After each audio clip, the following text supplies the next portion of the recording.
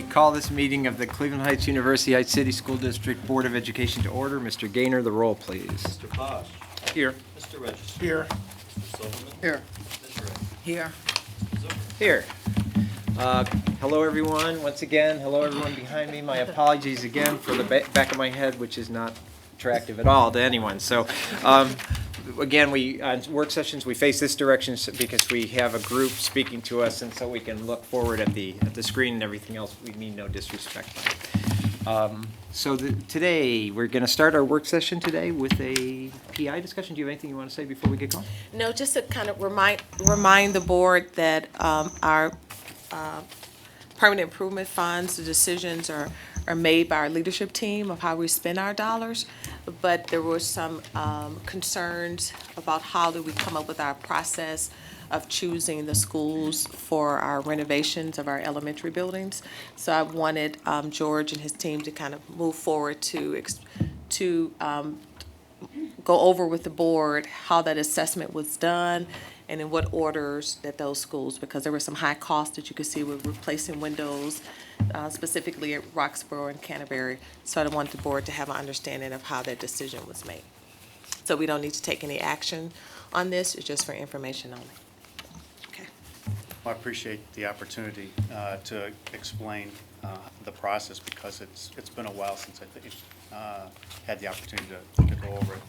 And especially for the new board members, I just want to go through a real brief synopsis of permanent improvement and what it's been for the district.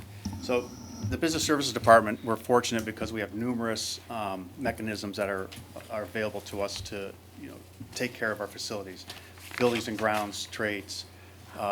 We have cleaners, custodians, transportation, security, food services, and we have contracted services. So that's the mechanisms that we have to take care of our day-to-day operations. One of the very helpful options that's been provided to us in 2002 was the permanent improvement levy that was passed and is recurring one, so it doesn't have to be voted on anymore. So the school district receives approximately $2.8 million that can be used for maintenance and repair of school property. It can't be used to pay any labor, any wages, or any educational materials. So the permanent improvement funds became permanent again in the tax levy in 2002. We have those funds to help maintain and repair the district's 1.4 million square feet of facilities and 148 acres of land. We've used those, the three main facility evaluations that we use to help us prioritize the concerns and issues that we have. In the past, we used a 2007, the district had a district-wide facility evaluation that was conducted by Erie Kinnick Goss, local architectural firm that was hired. In 2010, Ohio School Facility Commission came in and did an evaluation for the district's properties. And then in 2009, roof assessment was done by Taylor Consulting. And we also had, in 2015, I had the playgrounds assessed by McKnight & Associates. So we use those consultants to come in, take a good look at what the needs are in the buildings, and we use those to determine a priority to the best of our ability to use that, to spend those money. So using our operations staff along with the consultants, the contractors, we evaluate known issues by reviewing our work orders also, because we receive those daily from the principals, staff about their issues. So we bounce those against the documents that we already have. So we do have major needs. We have roof repairs, door replacements that are needed, boiler and HVAC replacements that are needed. When we get to those and we discover those, or if they're brought to the forefront through the documents that we have, we'll hire an engineer, an architect, or somebody to come in and give us a price based on the highest priority, and it's an estimate that we use to go ahead. So the priorities are, I developed a spreadsheet, which I shared with you earlier, and I think the most important thing to share with you is that that's a fluid document and it changes constantly. For example, it changed today. The document that you have, I updated this year's hope that we do the tracks at the two middle schools. I actually got an accurate number, and it went from the 200,000 that I had listed there. 54,000 was the cost that I got to do both middle school surfaces. So fluid document, you have to remember that. So when you look at that, you see things that, hey, why are we doing that now? Right now, that's the priority that we have based on all the instruments that we have available to us. It will change based on educational needs, which it has in the 16 years that I've been here. Every plan that we've had has been augmented based on whether it's a roof failure, facade failure, we have water coming in through a basement, we've had to adjust whatever plan we had to and alter it. So that brings me to one of the updates that we just had. You know, I mentioned earlier that we had the 2009 roof assessment by Taylor Consulting. I actually had that done recently again. And what I had Taylor Consulting focus on was our elementary schools and the buildings that were not going to be affected by the bond that we're going. So they didn't do the high school, and they weren't going to do the middle schools until we were asked by Moody Nolan to have those done. But their focus was the elementary schools, because we recognize we have years that we have to keep them, the students dry. So I have Mr. Greg Taylor and actually his son Kurtis from Taylor Consulting. They've been our roofing consultant for over 16 years. He knows our buildings very well. He's been in and out of them for those entire 16 years. Greg recently finished his evaluation, and I wanted him to take a few minutes to go through how he accomplished that, so you have a better understanding of why you see the buildings and how they're projected out over the 5-year plan and why we put them there. So I'll turn it over to Greg Taylor. Thank you, everyone. My name's Greg Taylor. My partner is Kurtis Taylor. We put together this asset management plan for the building envelope of your existing buildings and the ones that George had given me. Some of them weren't in there, like the high school. Taylor Consulting Group is a professional engineering consulting firm, and we specialize in the design and performance of the building envelope, which is basically the exterior shell of the building, to make sure that it is watertight and performing properly. Our areas of expertise for the project here and putting the asset management together, it were the low and steep slope roof systems in the district and all the sheet metal associated with it. The exterior wall systems, we looked at all the masonry, whether it be brick, terracotta, stone, or granite. Services that we completed with this 10-year plan were condition assessments and evaluations, and at the end of this, whatever we move forward on the plan will provide complete design, bidding, and construction document, as well as administrative services. The asset management plan is a 10-year plan, again, of all the building envelopes. The objective of the 10-year asset management plan is to protect the building investment by implementing a program to maximize the performance over the anticipated service life of the exterior components of the building. That says a lot. It's you guys have built these buildings, you're trying to maintain these buildings, you want these buildings to go for another 30 years. We look at the building and we tell you what's bad, what's good, how much money it's going to be, and allow you to make a projection at that point. The benefits is that you have a budgeting assistance and decision making. We prioritize your needs, long-term planning, analysis of the findings, preparing of budgets, recommendations and documentation, making these decisions, objectives and subjective decisions. Asset management plans, you avoid crisis management. You don't spend your money based on your fire needs. You're planned out and you look forward to what needs to be done over a long period of time. Summary of major steps incorporated in the asset management plan is we inventory the number and types of roof sections, facade elevations, windows and doors to be managed. Identify the conditions of each roof and building facade, elevation, and provide a report that includes the result of our visual inspections. Update and create building roof and evaluation plans. Prepare an evaluation report and establish conditions, budgets, and recommendations. Prepare a spreadsheet summarizing the total inventory in a 10-year phased replacement format. George has a copy of all that. It's much more detailed than what you're seeing. I mean, just reckon that the plan is a lot more involved than what you have in front of you. Kurtis will take over now. So, as was previously discussed, we looked at 11 of the school properties that are listed up there. These comprised of 90 individual roof sections, 44 facade elevations, and hundreds of windows and doors throughout Just the microphone. those properties. Hey, Kurtis, can I interrupt you for just a sec? Sure. I mean, has this 10-year plan been done? And if there is a 10-year plan, I mean, you guys did that, and when was it done? I mean, I'm assuming maybe it was done if you're showing. Yes, it's done. Just- We're was going just completed. Right now. This was actually just finalized in February. It was, okay, so this is sort of Very something that you just finished doing Right, for right. us. And- So it's a 10-year plan this year to 10 years down the road. Right. 10 years out. correct. Okay, If we could adhere to it financially, we would be able to maintain our schools for 10 years. okay, I got it, okay. So this 10-year plan was developed to identify and prioritize the roof facade that are in failed or poor condition. So present day, the roof section inventory totals 6.9 million, with 1.5 million or 22% of those roof sections classified as poor or failing. For the facade windows and doors, the inventory is 15.5 million, with 6 million or 38% of those classified as poor or failing.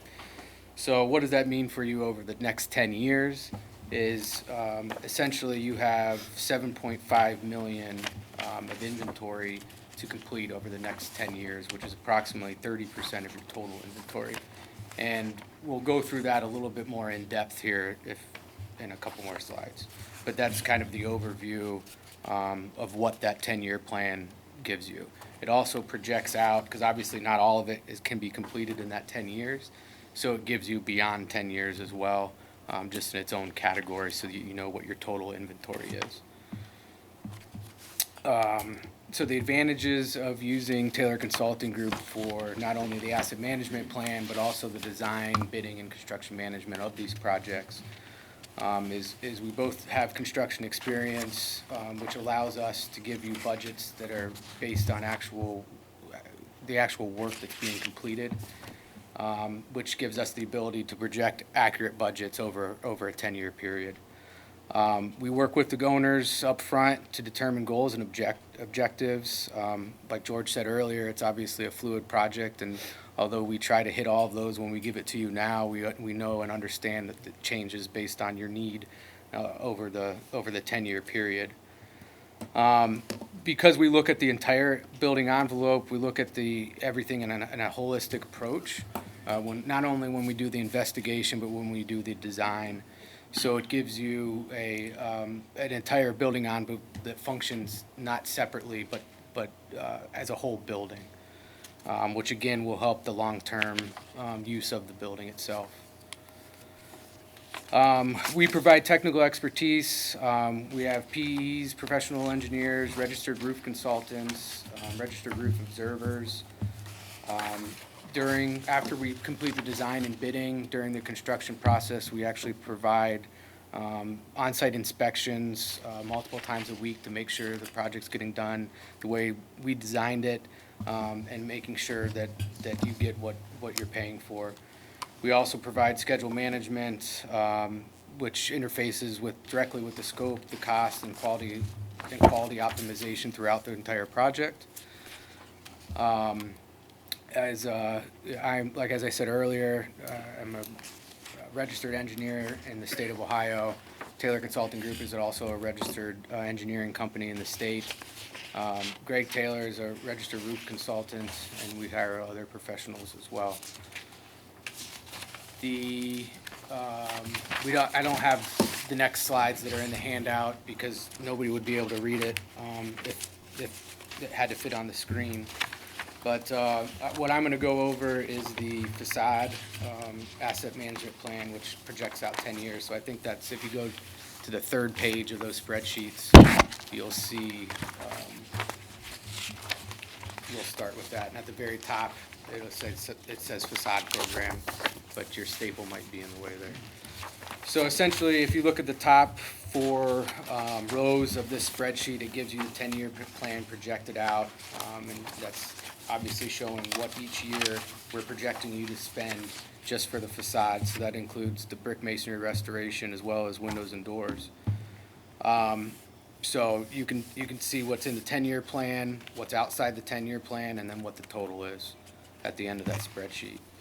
If you go down to the last page of the spreadsheets, which is where Roxborough Elementary is, that'll give you your 2016, and we projected Roxbury over Roxborough over a 3-year period. So in 2016, we're doing masonry restoration. 2017, we'll be doing masonry restoration as well as the first phase of the window replacement, and then in 18, we'll be finishing the window replacement project for that school. I don't know how in-depth you want us to go with these, but we can go to the roof program over the next 3 roof years. program mirrors that. Right. It just, as an example, you can see the 10-year plan.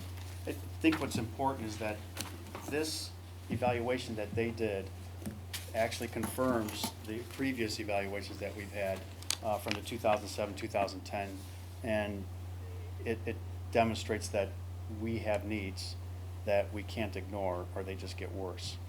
So the idea is that's why we did the 10-year plan. We know that there's expectations that we're going to have new elementary schools in a few years. So that's not lost in this process, but we still need a process just in case. And I think Roxborough Elementary Schools on this year's, and it's the worst when you compare it with all the other schools. And that's what this does. This has pictures and additional documentation that goes and supports the immediate needs. We don't know if we're throwing money out the window when we're doing it. If we fix the facade, it's the shell of our buildings. We want to keep the students safe, dry, and we feel this is a necessity to move ahead with the plan that's in place. Again, understanding that this can change overnight. It usually does. Questions? That's, yeah, all right. unless you have questions. I did share the entire, not just a roof facade, but again, the 5-year plan. I've been trying to update that as frequently as I can. Ready for my, Go right ahead. All right. We're ready. just sort of, because the materials we have, a lot of it's got just abbreviations and things like that, so I'm trying to get a sense of, now, for example, we have a line allocation of $150,000 in pretty much in each year for HVAC replacement. So that's sort of a placeholder in the budget then? Yes. Correct, So, okay. a lot of these, very few of them have specific numbers. A lot of them are just estimates. Or, for example, I think I have $100,000 in there for Roxborough Elementary's playground. If you take the McKnight evaluations, I think I did share with everyone, you can go through there and piece it out and take, because it's actually more than $100,000 worth of work that needs to be done there. And I think it comes out to like 80,000 would be the first pieces that we would use this year. So everything, to answer your question, is it's what we would like to do. We could probably replace 3 or 4 HVAC units at specific buildings.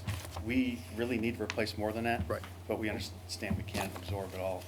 Well, the same way with the buses, you've got, I assume, we're on a replacement cycle, so Yes, we are. we always have new buses coming on. The question I would pose in regard to playgrounds, I thought it used to be that the school raised their own money for it. I guess, or when did we pivot that the district is now underwriting the cost of the playgrounds? You're correct, that we've been very fortunate in the past to have some strong donors. Boulevard was an amazing one that we've had done. And schools have been successful, the PTAs have been successful in raising some funds to help us maintain our playgrounds.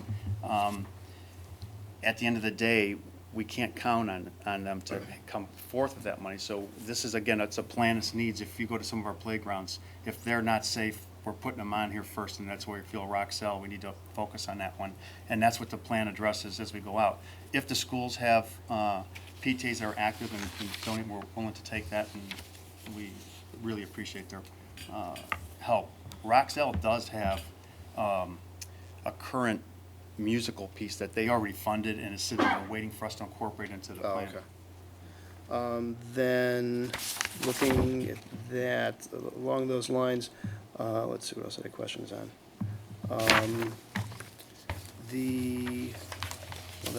There's one in the future that I think that's more of a board conversation I can talk about later. The roof at Delisle, you got section B and then section C. I was like, why are we replacing the roof? Because I thought we just did the roof. And then I noticed the one roof over the auto program is the old roof, which then begs two questions. Just replacing that, I'm assuming that's the section that you have, is that the section? That's the gym That's roof. so it's $100,000? Same thing at Boulevard. Okay. Boulevard, the gym roof wasn't completed in the first phase. Well, I guess two questions. If you're replacing the gym roof this year, I'm moving beyond the cost, because it's like, whoa, that's a lot of money. But one, why didn't we do that when we were doing the auto program work? Is there a reason why we didn't do the two at the same time? Cost. Okay. And then the second one is, if that's the last piece of roof that's old, what's roof section C? Because then the whole, The flat, that's. Flat is. that's a flat, okay, so that's a flat That's the section. flat, right. Okay, then that answers that question. That's $200,000? $218,000. I'm trying to round down, it sounds better than. And I have to say, Greg is correct. He is accurate with his. Okay, cost I'm specifics. surprised, because it doesn't, on Google Earth, it doesn't look that big.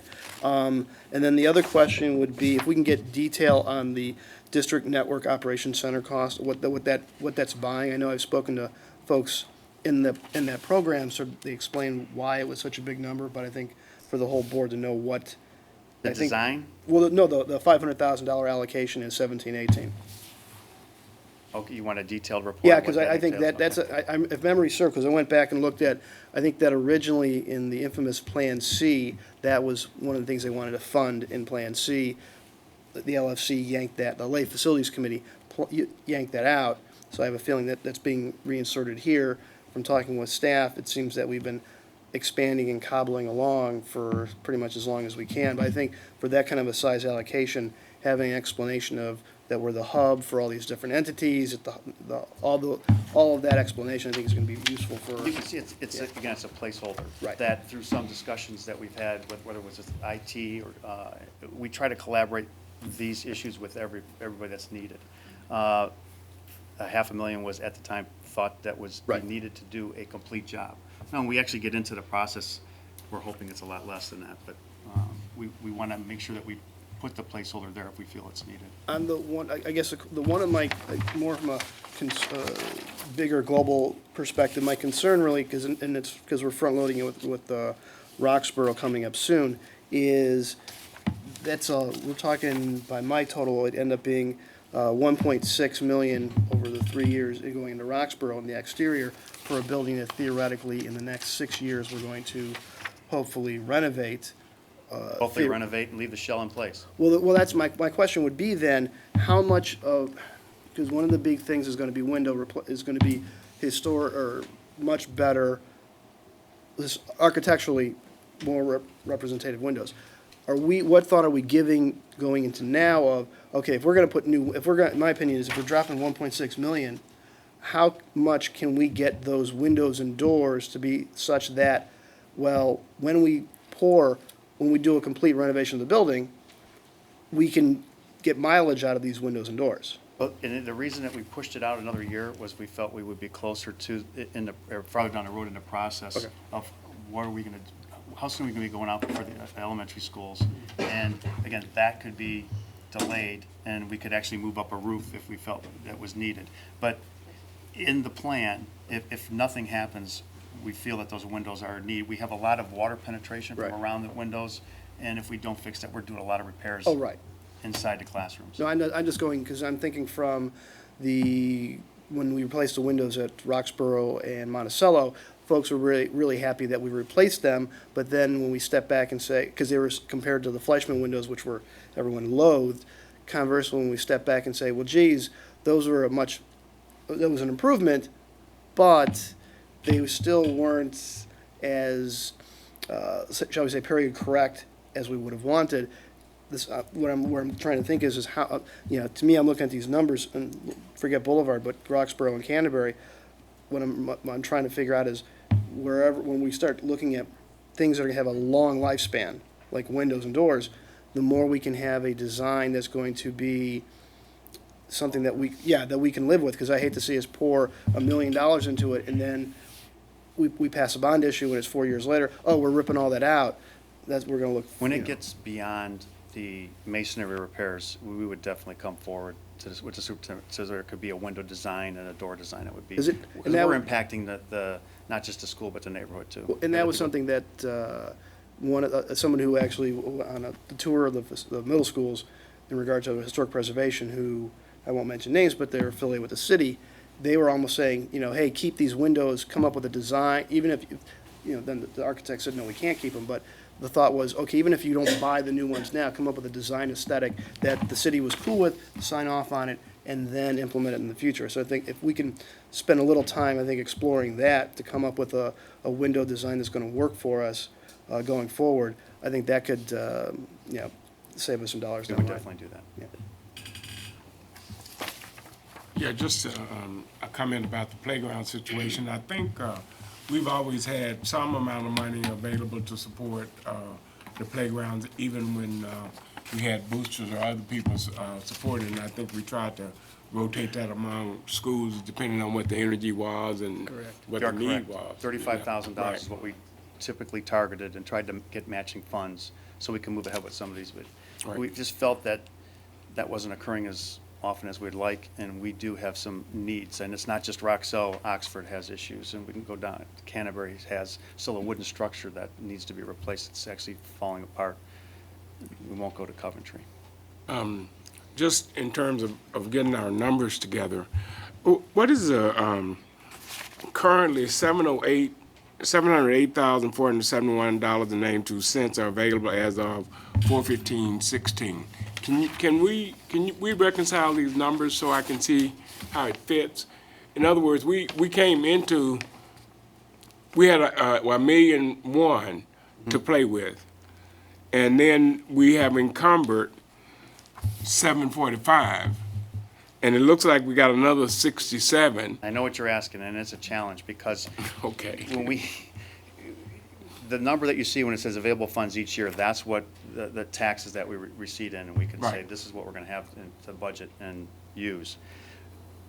You see the 708,000 that's available, that's actually extremely odd for us. Typically, I mean, there's been years where we borrowed ahead, and Mr. Sergalis was doing his best to get us where we're at right now, and that's where we had the ability to have some money that could roll into the next year. Just because it's playing it safe. If we had a major roof failure, we want to be able to slip it in if it's at this time of year and we didn't have any money. Because there were years where we were into next year's funds right now. Right. Which is not good. So to true that up, I could run reports and show you where it's taking money from last year and the year before that's still actually encumbered from projects that may not be closed out yet. Because we have projects that go well beyond a year to a year and a half before we finalize Okay. the payments. Well, let me digest this. The 708 that's available now is some part of the 1.1 plus encumbered monies that were carried over from last year. It was part of last year's budget. Okay. I mean, excuse me, you're right, some of that is money that was carried over from 14-15. That's the 56.9. Right. Right. So if we think about what's been encumbered here, it's 745, and then we got 708.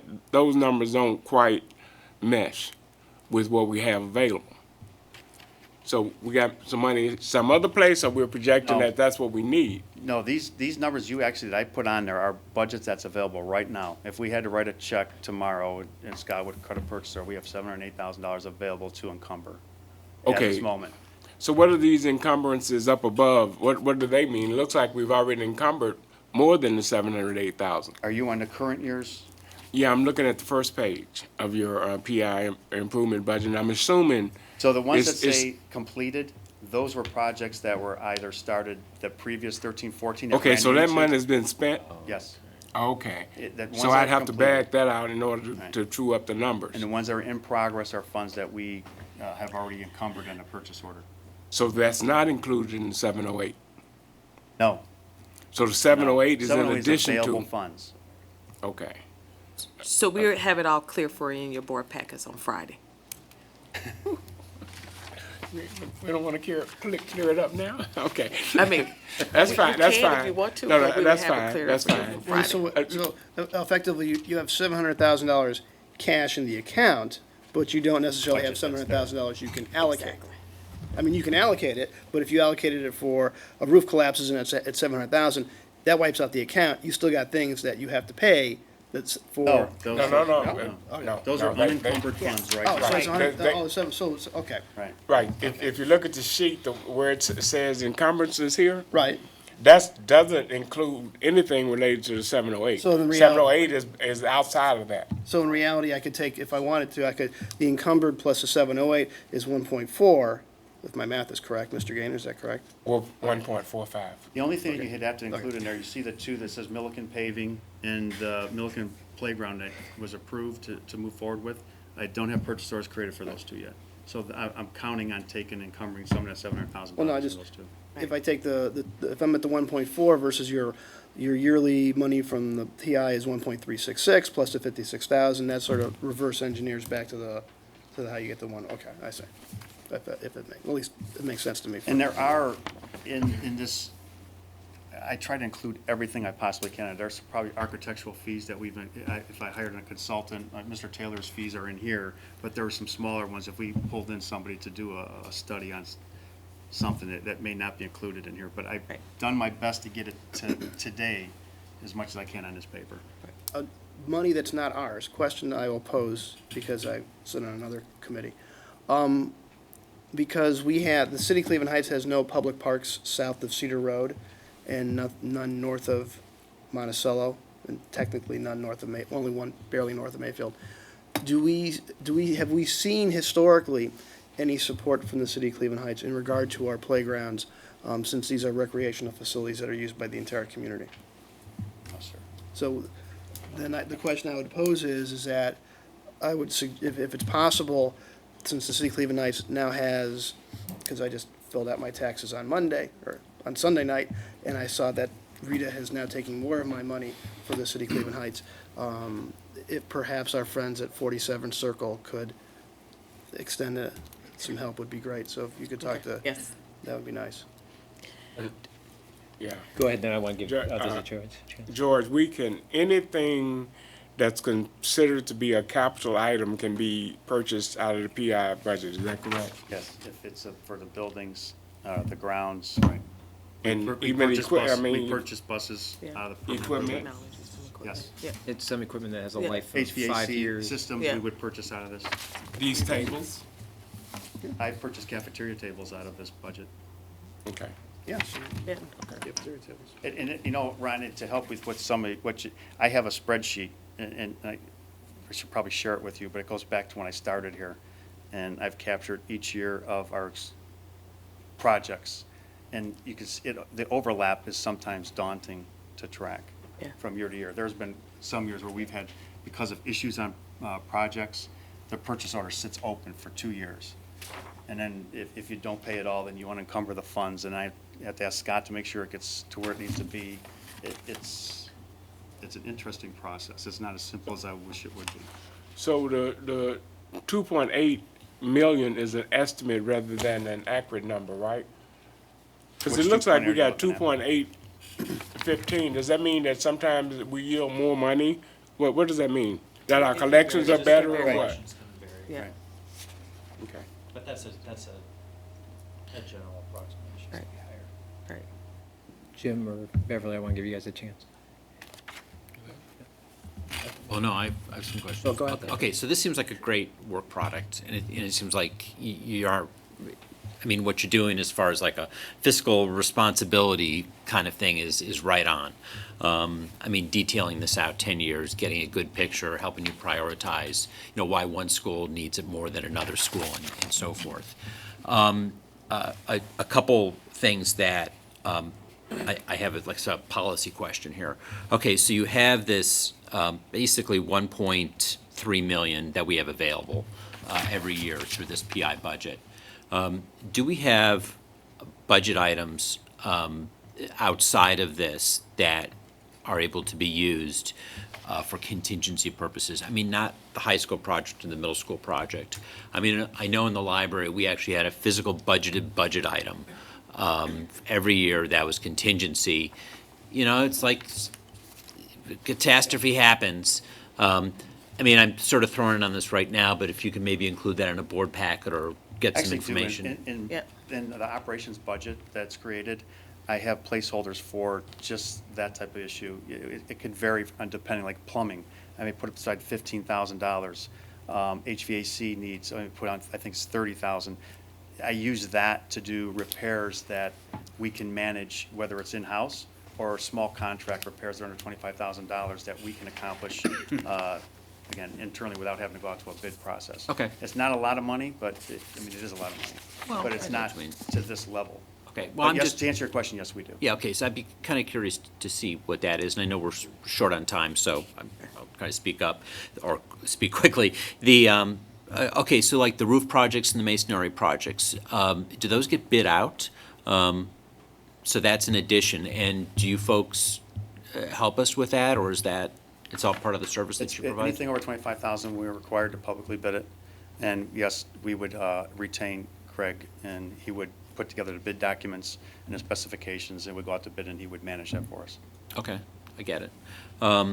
You know, just looking through this list, I mean, it's really inappropriate for us to tell you that, you know, yeah, lunch tables are more important at Boulevard than maybe something else down the road. I mean, we're not in the buildings all day like you folks, so I think we have to rely on your judgment for this. But I think as far as a priority goes, I mean, we do have an elementary school renovation project coming down the line. It's soon.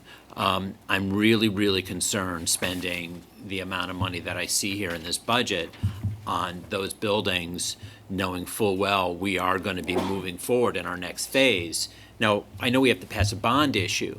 I mean, if it's really, really important, you know, water's flooding in, if there's a problem, yeah, absolutely. I mean, we have to take care of that. But, you know, it's sort of like when you see someone pour a whole new street in, and then the water company digs it up like the next week and puts a trench in it. I mean, it just doesn't seem right. I just need some reassurances. And maybe tonight's not the night to do those, but I mean, I'd love to see some reassurances on if we're spending this like 1.1 million at rocks. I mean, it could be reused. It's good thinking. You know, not for discussion tonight, but because you're not ready to spend the money right away. But I mean, I think we need some assurances of that. Well, what I was, because that was one of the things I mapped out as sort of a calendar sequence as far as how I saw things going forward. I think what we probably need to do, I would suggest, is in 2017, really have an evaluate, because when those elementary projects are getting closer, really stop and take a look and see what is our calendar and sequence, because I think the earliest we would be able to begin construction on the elementary plan, no matter what the plan is probably 2022. So that's why, because we have to finish the middle schools, more likely than not, there may be another levy, a regular operating issue. We'd have to have a bond issue, and then we'd have to have a design and all that. I think the earliest we're looking at, theoretically, in my opinion, realistically, is 2022. So based upon that, that's why I'm trying to get a sense of, you know, hey, yeah, we don't want, the biggest thing is building envelope, water and window, or roofs and windows. So the issue ends up being, if we have to fix it, we have to fix it, because God forbid we fail, or it gets bumped back. But I guess to me, I think we do have to have a serious conversation of, when we look at the calendar of, you know, dropping $1 million, $1.5 million, $2 million in a building, and then if 3 years later, you know, it could come back, because, you know, it could come back, tear it down, build all new. So I think we need to be very, very careful when we get closer to pulling the trigger on some of these elementary ones, that whatever we do, we have to maximize the value on it. Agreed. And Yes, just so- real quick to answer your one question, like the cafeteria tables, that's not budgeted. It's when I get a phone call saying, hey, these cafeteria tables are unsafe. Yeah. Yeah. Yeah. It's one thing I don't have a lot of general fund money for, so we get would it. use that once the Sure. superintendent gives us the okay. So just, this is sort of a reiteration of what you've heard already, but if I understand this asset management plan, this is an asset management plan for the building envelope. It's not for all the different needs, the capital needs of the buildings. So this gives us a way to prioritize the needs of the building envelopes, but then when you look at the capital needs of the district, then there, you have to interleave those needs in there as well. And even though you can make this, no pun intended, the trickle-down theory of if you don't keep your envelope sealed, then you're going to have all kinds of other problems inside. We will really want to think very carefully about how we set the priorities we set going forward. So that's what you heard from everyone, and I'm sure you think that already. So nothing you don't already know. But also, thank you very much for the presentation. Appreciate it. And again, just to remind the board members that this is a process we started last year where we started sharing this document so that the board members know what was spent and how we're making those decisions. So we really want the board members, we want to be transparent of how we're using those dollars and how we're prioritizing our needs in the district. So we will take all the input and go back and kind of talk some more about those priorities. Okay? All right. Thank you, George. Thank you. Excellent. Yeah, thank you. Okay. Okay, we're gonna have Pat O'Brien, PMC. We're gonna have some potential high school change orders we want to discuss.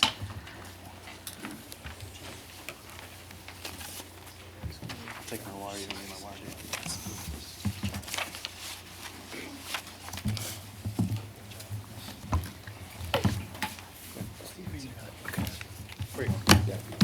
Okay. All right, good evening. Steve Zanoni, Pat O'Brien from PMC. We've got John Orsini with us from BSHM Architects. And what we want to show you this evening and get some input from you as board members are some potential changes to the high school. It's under construction, but I know you have expressed interest in the past. If there are things that we are considering changing that we haven't changed yet, that either have substantive, aesthetic, or functional impacts to the building and the project, that we take that opportunity to bring them to you for your input. So we're not asking for any action on a change order, but we want to show you. John's going to show you some aspects of the building tonight, get your feedback on them so we can finalize some costs. And there are three things we're going to talk about. One is the exterior of the building, what the outside of the performance gym, auxiliary gym, and auditorium look like, and what the entry looks like when you go in the main vestibule, and then we'll talk a little bit about the clock tower restoration. So I'm going to ask John to talk you through some elevations, and what he's going to show you is the windows that are on the performance gym and the pool. We have an elevation, a west elevation that faces the stadium, kind of like the sun right now facing this way. And we went back and forth in the design process between having a glass panel in there and a translucent panel that wouldn't have as much clear light coming through. And particularly on the west elevation, we were concerned about, again, the light coming through, but then we thought, well, sometimes, when we have actual athletic events in there, it's October, November, December, January, February, maybe the sun is already set. So maybe we need clear glass, maybe we don't need clear glass.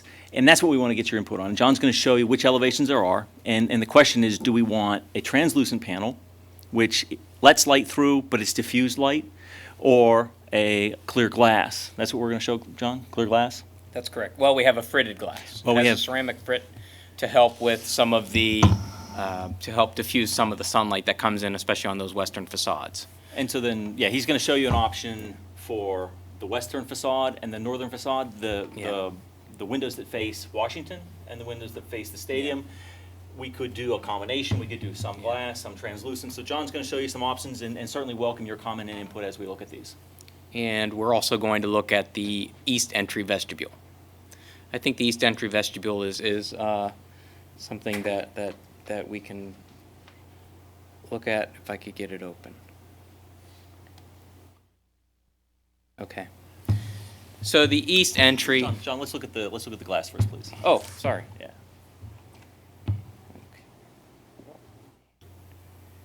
Okay. So what we're going to show here in the glazing opportunities that we have on both the west side and the north side, and mostly the PE competition spaces, are what we called 4 different options. Option 1,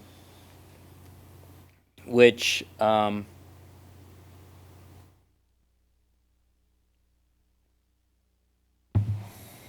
Option 1 is the basis of design that we originally had, and I'll show you blow-ups of those facades. But what we're talking about are these areas here, and basically this facade here. Let me show you some blow-ups. In Option 1, all of the glazing is clear and with a fritted pattern. What we see here is the main competition gym, and this is the volume that everybody can see when they drive down Lee going north. You can see these openings. You know, the idea of transparency versus translucency, as Pat said, was discussed a lot in this during the design phase. So we're talking about these windows in the gymnasium, as well as these windows in the natatorium. Option 1 shows, like we said, clear glass with a frit. And if you don't know what a ceramic frit is, sometimes it's on skylights, sometimes it's on windows, and it helps diffuse the light. In regards, Do you have a sample of what it will look like in this space? we can get a sample. I actually met with the glazing guy today, and he's giving us samples of the fritted glass, Okay. as well as the translucent panels. And I believe the translucent panels is something similar to what was used at, I want to say it was Garrity. Okay. But we So- don't have any pictures of what that space would look like, Pat? I thought we were gonna show some pictures of what it would actually look like. Yeah, a picture, John, of an installation of that? You just have the, I do not have an installation picture of that. okay. One of the, if you wanted clear glass, if you've been to Orange's pool, Orange has, they have clear glass on their pool. I think John Carroll does as well. So what happens, again, it's a window. It's not fritted glass, though, what you're talking about, John. Yeah, No. I mean, you're gonna see John Carroll, Gilmore, I think Moody Nolan did, you guys did Gilmore, didn't you? The Gilmore pool? No? Okay, sorry. Wrong architect. Okay, so Gilmore has clear glass, Beechwood has some clear glass. The pool, yeah, Talking pools, pools. yeah, these are all natatoriums. The pool in Warrensville that we're temporarily using has essentially, I'm gonna call it opaque. I mean, it's a panel, it's a translucent panel, but you can't see through it. And I think probably the best example, I think maybe you gave this, because Eric and I have been sort of in our little subcommittee, we've talked to you guys about this. This is similar to what's at like the Stokes Library, where it's a big glass building with books. This is the Stokes Library downtown. If that glass, when you look at it, it looks absolutely clear, but when you get really close to it, you see little dots. That's the frit. Yeah. And that's what they refer to as the frit. So it's almost as if you're like in a bus and you see like the big poster in the bus. You drive by and you see, oh, well, there's like, how can you see through that? But when you're on the other side looking out, yeah, you see through it perfectly. It's like you don't even know that there's an image on it. So it cuts down the amount of light that actually comes in, but you can still see in and out of the facility. You get the feel of the natural light in the space. Are you going to give us some sense of cost? Yes, right now, where we ended up in the GMP documents was the translucent panels. So to change that to go to the fritted glass, if we put fritted glass in the gyms, both auxiliary gym, which is facing Washington, and the performance gym and the pool, that's $80,000 added cost. And if we do a combination, if we say do it in the pool, if we do it in the west elevations, but not in the north elevations, I think that would be $60,000 added cost, because the auxiliary gym is smaller. And if we did the pool, you'd want to do, I would think, Yeah. we want to do both elevations. Yeah. Now, you can also do the main competition gym with the translucent panel, and then the natatorium and the auxiliary gym with the fritted glass, because I think a concern potentially can be that Washington corridor. The other thing about the transparency on Washington is, we talked a lot about transparency within the building, being able to see the students, which As we all know, Heights High didn't have that opportunity prior to renovations. So this would once again allow people from the outside to see the kids within the students within the teaching With the spaces. fritted glass. With the fritted glass, yeah. The other PDFs you have of the other options, are we gonna be able to can we see from a line drawing, will we be actually able to notice anything different, or is it just more detail from the, because, I mean, my thought, and this is, I think, more of a I think the question would be, to a degree, from the north, you know, again, you're talking about having it open, you're not talking, it's not the setting sun, we can argue back and forth about Right. exact true north and west, what have you, but, I don't think that's lighting there. My thought, and I'll defer to Jim in regard to the natatorium, but my feeling would be the north being glass, I think glass with are you talking glass with frit or panel? Is that the? are We those would three use the options? glass with the frit on the Okay, north so- side also because of glare. Okay. So, I mean, my take would be the pool and the auxiliary gym being the fritted glass. I'm very, again, when I look, it was one of my questions always going along with the competition gym was if it's August, September, October, and you're in that gym 7 o'clock at night, that could have the Yeah. potential for a lot of light coming in there that could be distracting. Yeah. So I wouldn't be averse to the translucent Yeah. panels on the gym, so long as we have an aesthetic that's going to work. I think from a massing standpoint, because you've got the gym, then you've got a heavy masonry and panel section, and then you have the natatorium, and the windows are actually much farther to the north. I don't see, you know, unless, aside from Steve Litt at the Plain Dealer, I don't know that we're going to have a lot of people saying, hey, how come you went with glass here and you went with the panel over there? I tend to agree with you on that. And I think the elevations allow for a change in material. And you can see what I blew up here was the natatorium west wall. The amount of glass in the west wall of the natatorium isn't as large of an opening as we have in the competition gym, which if I could. A hard time moving this thing around.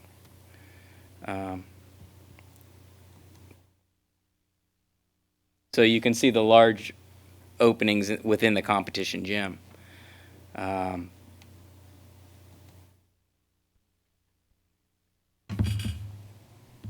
See the difference in scale? And these are, like I said, these are the openings. The nice thing that you have right now is the opportunity to actually drive by and see these openings.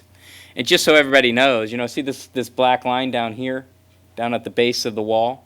That's where the floor is in the gymnasium, right? So these windows are up high. They're up high. And it's, you know, you would get, with the translucent panel, you get that nice diffused light that would be really great in this competition gym. And for the location of the building, because it's surrounded by stadium, it seems like a good opportunity for a translucent panel that would really diffuse the light throughout that large space, because it's a pretty big room, as you can see from there. I think you guys were there in March. But we didn't tour that part of the building. Oh, you didn't go to there? Okay. It should be, but it would Because be- they have the roof on now, You can see it on the camera. and you could see on the camera, yeah.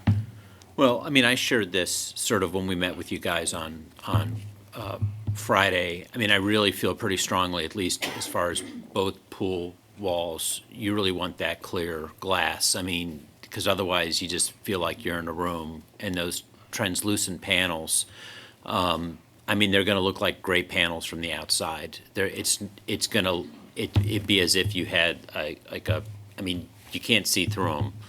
It's like, well, why did you even put a? I mean, you want to get, I suppose, some natural light in there, but I mean, in my opinion, it's sort of a wasted opportunity. You've got a window that it's not a window; it's a panel. You know, if the whole concept of this is trying to make it inviting for people to see in and see out, even if they're just seeing the hangers from the basketball piece. I mean, when you look at the total project cost versus this, and you get a much more inviting building because of this, for both the gyms and the pool. I mean, my strong opinion would be that you want the fritted glass so you can see in and out of that space. I mean, you did mention that from an HVAC system, there is still plenty of HVAC not to gonna keep it affect- cool, so it's not gonna We don't be have to- warm or cooler. We don't have to change the safety systems. I mean, it's just a much more inviting building, and I think that's what we want. I mean, we want kids to come in. And most of those spaces are used in the, in the winter sports, because they're sort of more inside things, and the sun is pretty much set by that time. So you see lights on, and you're gonna see activity going on in the buildings. And I think that's good for the community to see. The other thing, especially in the state of Ohio, a lot of the schools usually, and I commend Cleveland Heights for this direction of glazing in the PE spaces. A lot of time glazing is left out of gymnasiums and that kind of stuff because of various other things. But to allow the community to see inside the building from the outside, I think it's something very strong. And I think it's a strong element in regards to this particular design. Yeah, I mean, the more you guys are sharing with us, this is really a spectacular building. It's got some really cool elements. I mean, the more we can get that out to the community, the better. And I know that there's some, talk about that now, that you're sort of at this stage. Well, I think even if we go with the translucent in the gym compared to the old South gym, which just had a little band of windows at the top, which were probably once clear and then became translucent with grime. I mean, this is substantially more diffused light than we ever had in the South gym. Yeah. So I think sticking with translucent there, I don't think I don't have an issue with that. And I think going to Jim's point and the other issues in regard to having that north facade with the fritted glass, I think, again, it's more the pool than the auxiliary gym, but if you're going to do one, do them together. That's The correct. question I would pose, though, only thing, I think there's some windows on the eastern facade of the auxiliary gym. That's correct. Would that be translucent or fritted glass? Well, right now, within the project budget, it's the translucent panel. But if we went to the fritted glass in the auxiliary gym, that would also become the fritted glass pattern. Actually, now I think about it, because it is an east facade, and I recall any classroom on the east side of the high school in the morning, it could be winter out, but Yeah. the sun coming in. I would say we're better to go with the translucent there to cut down on that heavy sun coming in. And there's not a lot of windows. That window is, I believe it's 6'4" wide. It's pretty tall. So that could be a powerful beam. You'd have Yeah. this beam of light. You'd have a coming beam in. of light at the end of the gymnasium. So yeah, I think I would suggest on that side having the translucent, because again, it's auxiliary gym. It overlooks the secondary entrance and the loading dock. I don't think, that'd be my take on it. In terms of view. Yeah, it's not exactly, it's not a view in Tuscany. Are the insulation values for the two materials equivalent? Yeah, they're pretty similar. Yeah. Yeah. So we're not, I understand that the HVAC can handle it, but we're not, are we gonna be expending extra in energy because of one or the other? Not a factor. And does anyone do any sort of analysis of times of the year and what it means in terms of temperatures in the rooms and those types of things? It seems like a problem that every building would have, and they facing a certain direction, different times of year, and when the building is most populated. Has anyone done any of that type of analysis? On this? I don't think we've looked at Yeah. what the times of the year, again, what the use would be in the different times of the year. Okay. I would echo Dr. Dixon's sentiment. It would help us to see the materials. I mean, these pictures don't help in that way at all. The piece of the material makes it difficult. What we were trying to get was a picture of it installed somewhere. I mean, a nice color picture up there of it installed in a wall. That'd be Because helpful. A sample doesn't do you a lot of justice. No, that's, I mean, that, So you're that's right, what that would be fine with me, but hearing Jim mention that it looks like a gray panel from the outside, that to me, even not knowing, because I don't know those materials, you're saying, well, we can use it in the gym here and we'll cut down light. From the outside, will look like we don't have windows on the side of the building. That would change the look of that we've been seeing all along of the building. Or spaces that have the product that you're recommending. I mean, even showing pictures of, Yeah, we I can- mean, we we can saw get something orange, like that. Right. the gym, the natatorium, but I think that will help, for, Yeah. I mean, we have someone that knows natatoriums more so than others, but, but that would, helping to see what these different products would look like in a space similar to what we're going to have. I think so what we need to do is show you a picture of what a translucent panel looks like in a field like that. Right, exactly. yeah. So Yeah, what's you it gonna can't make the tell. building look like? See, because we have in our minds, I think we each have in our minds what we think the building's gonna look like. This could, maybe it wouldn't. John, you probably are maybe the best equipped as an architect Yeah. to know, but I mean, will it ostensibly change the feel, look of the building?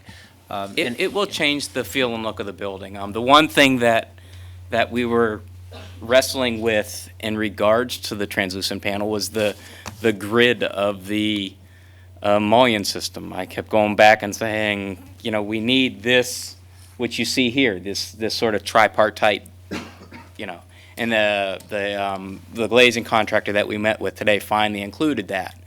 So you have that consistency in rhythm that's going on throughout the building, which the initial value management didn't include that. So we did make step forwards in regards to the translucent panel and how it affects the aesthetics. Another thing in regards to and I think you want to think about the competition gym maybe separately, because much like our discussion with the metal panels, remember how we said nobody could ever really touch the metal panels because they're way up high? It's the same thing in the competition gym with the translucent panel. So when we come back with images, you may think that the translucent panel may actually be a good product for the main competition gym because the windows are higher, because individuals and students aren't right on them. So it becomes, it is a little more solid, and they typically are gray, but it becomes an element that's out of touch, right? You can't touch. So that element of touch and that ability to be right on it isn't there. So there's a different view going on. We're gonna bring you back some actual, real life color pictures inside the building and outside the building. Right. So that you can see from both sides. That would help. Yeah. That would help. Also, and again, this is dated information, but when Orange built their pool originally, with their clear, or I don't know if it was fritted originally or not, but when they built their pool, they had tremendous problems with moisture retention of the windows, and it actually destroyed portions of that building, because I was actually in the building at the time. Okay. So I want to know if there's, what are we doing in terms of either the fritted glass or the, I've lost the name of the other thing. Translucent. Just a translucent panel. Sorry, in terms of, is that a problem, is maintenance an issue, those types of things as well. Okay. All right. We have, I think this one might be, How high are those windows? how high up from the bottom? From the floor? From the floor line? They're about 12 feet up from the floor. And then they go another, how far? And they go, 15 more feet, right? yeah. Second and third story. Okay. They're nice openings. You can really drive down Washington. You could sort of see the openings. We're fortunate. The high school's fortunate to have this large of openings in these gymnasiums, in the natatorium. I think the Now next- on Washington, just so everybody knows, Washington, the level of the floor is basically 2.5 feet below the windows. So you will see students and you will see people walking on the pool deck from the outside. So that element of transparency that I know Dr. Dixon, you talk about a lot, and everybody in the district talks about transparency. That element of transparency is within the building itself. Yeah. That's why the entrances all have a lot of glass. That's why you're able to see the stairs Right. and see Yeah, students that's neat. climbing the stairs, going in and out. Yeah. So it's quite exciting. Other questions about the outside of the building? Well, let's talk about, John's going to show us, hopefully, I think we can see a little bit better with his next set of sketches.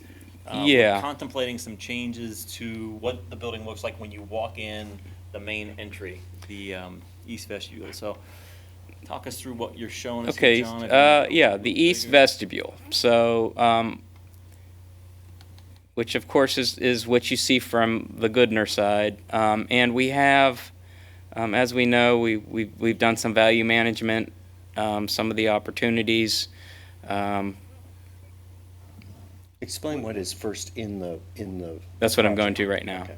Right now in the project, and just so everybody knows, we're talking with Gilbane, and they're being very gracious about this facade because they know that this is the entrance to the high school. This is where, Yeah. how do you get to here, John? Okay, so from the east side, this is where the main students, this is the main entry for the students to enter the building.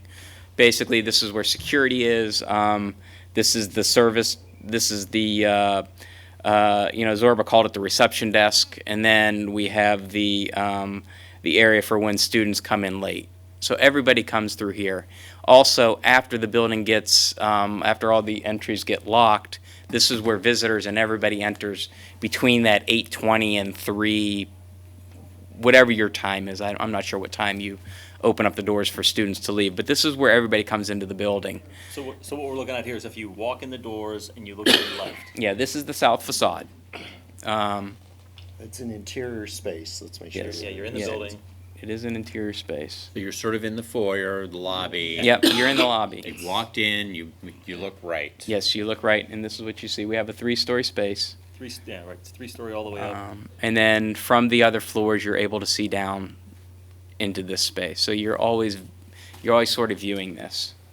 Now, what we did was initially we had this was the initial design, which everybody's well aware of what this sandstone piece is. It's from the entry to the building, and we have 3 that were salvaged. I'm not sure which one they're talking about using here, but they're all about the same height. So what we did was we incorporated this as the entry to the building. The receptionist, like I said, that's Zorba like to call it. And then we set it within a field of masonry that is complementary to the existing 1925 building. When So you say you, masonry, you're talking about brick? yeah, the red brick. Red brick. Yeah, the red brick. It appears you have one, there's a, I don't know, every 5-6 feet, one of the bell courses is a wider. I think that's a result of the PDF file. I wasn't sure if that was a PD, okay. Yeah, no, that's a result of the PDF file. And then the other thing that we talked about doing here was this zone right here. We talked about, and I use, just so everybody knows, I use the term color, not necessarily as color, but as something that's a little more vibrant than other elements. So what we had talked about here initially was potentially on this element to the right, there can be, I think, Eric, we were talking about maybe the alma mater Right. could be on this wall or something of significance to the high school. We thought the alma mater was appropriate, just so that there's something there that everybody can see, because the entry is a dichotomy between the existing building and between the new additions to the north of the 1925 building. There's some sort of graphic possibly. Some sort of graphic. It could be the tiger. It could be whatever you want, and it could be something that's changeable from the district's case. So this was option number 2, right? We also, in regards to above base bid.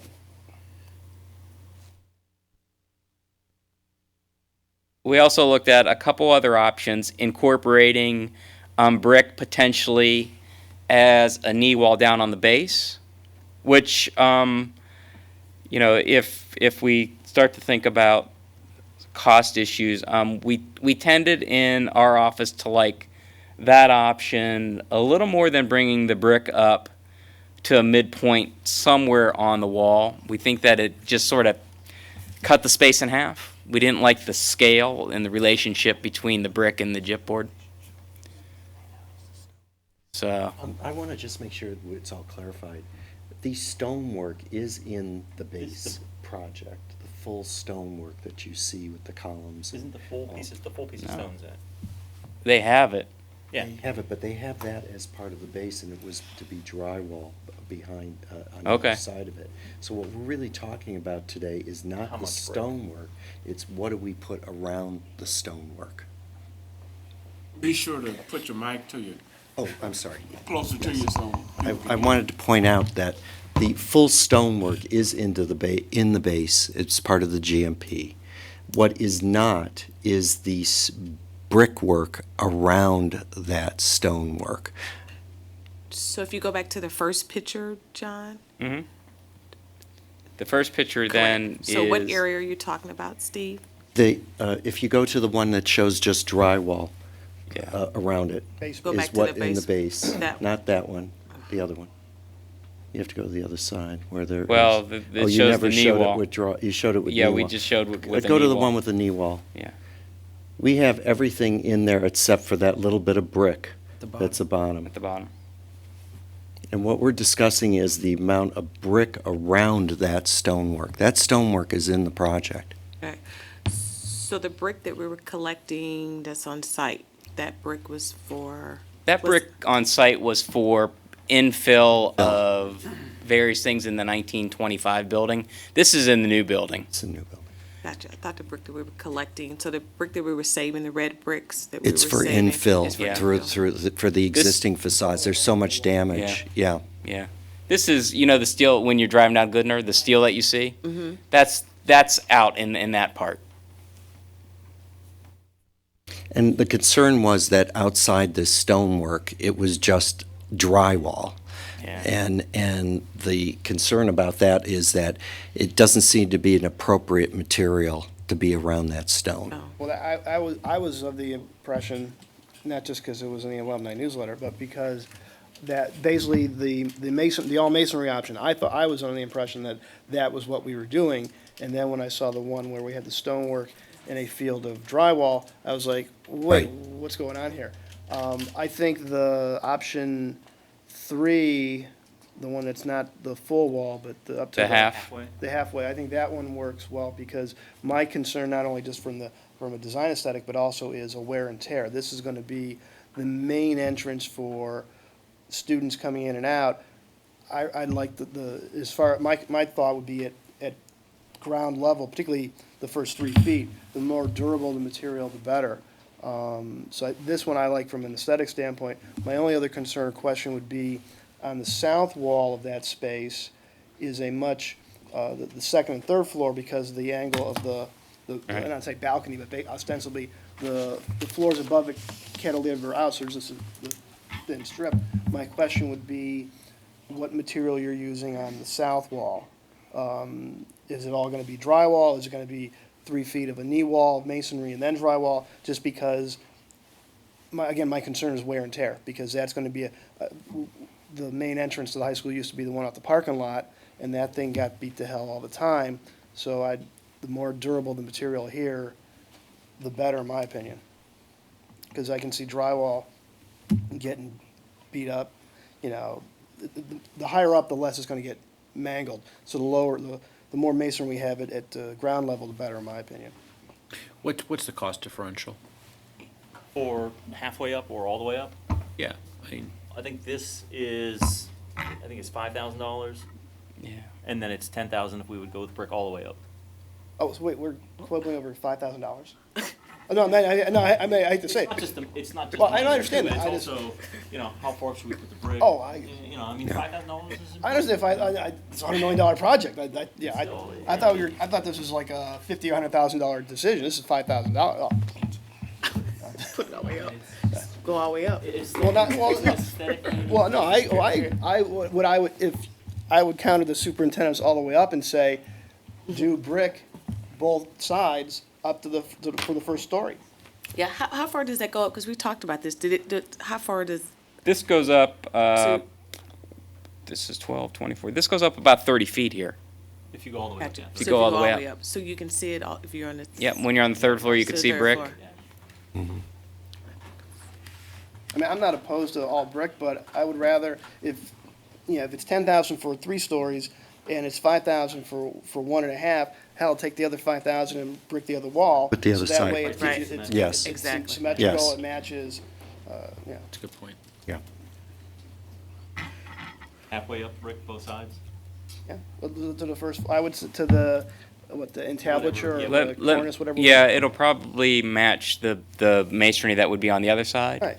The other side, the masonry would be the lighter stone that Yeah, that we looked at the other day. That was, I thought that was. That was excellent. that was the intent of the original design, to bring that stone in. And the idea is that you see these volumes coming inside the building. and then you have the glass elements that attach to it. Right, because that's, So- because the large block masonry matches the new construction. That's for correct. the- Yeah. So you put masonry on both sides, halfway up. Would this still be red or would this be a This would different- still be red Okay, on this side, and then it would be the lighter color on the other side. okay. John, you're the architect. Mm-hmm.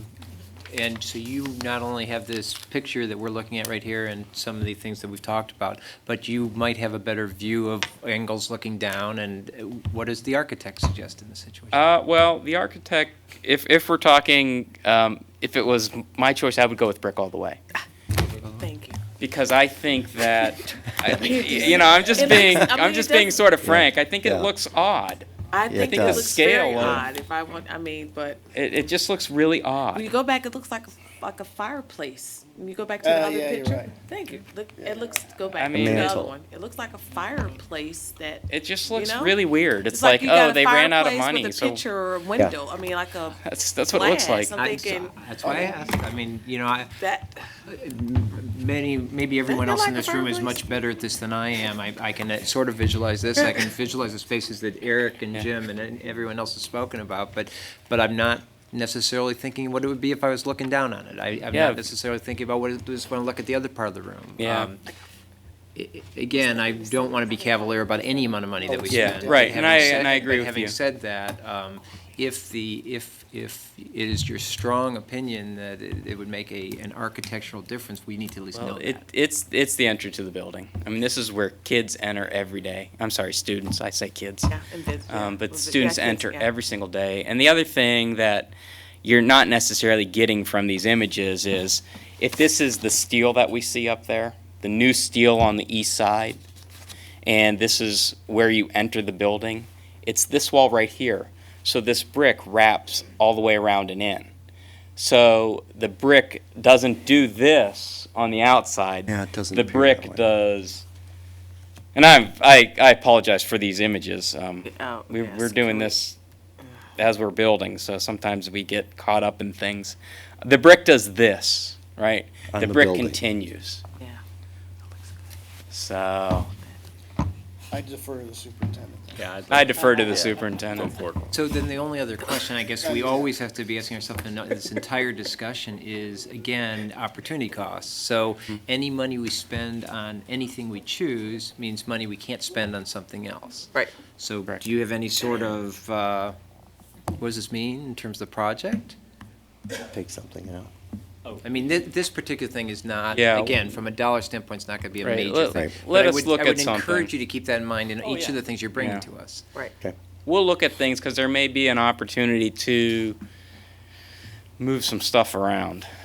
I have to see one element. Well, wait a sec, I have a question. We had a change order just the other day for masonry for, Columns. there was a little column further. that was wrapped in masonry for 3 Yeah. stories, and I was like, where's this column? And the question was what perspective? I mean, if we're gonna sacrifice something for that, Right. I don't need a, yeah, it was a new column. I agree with you there.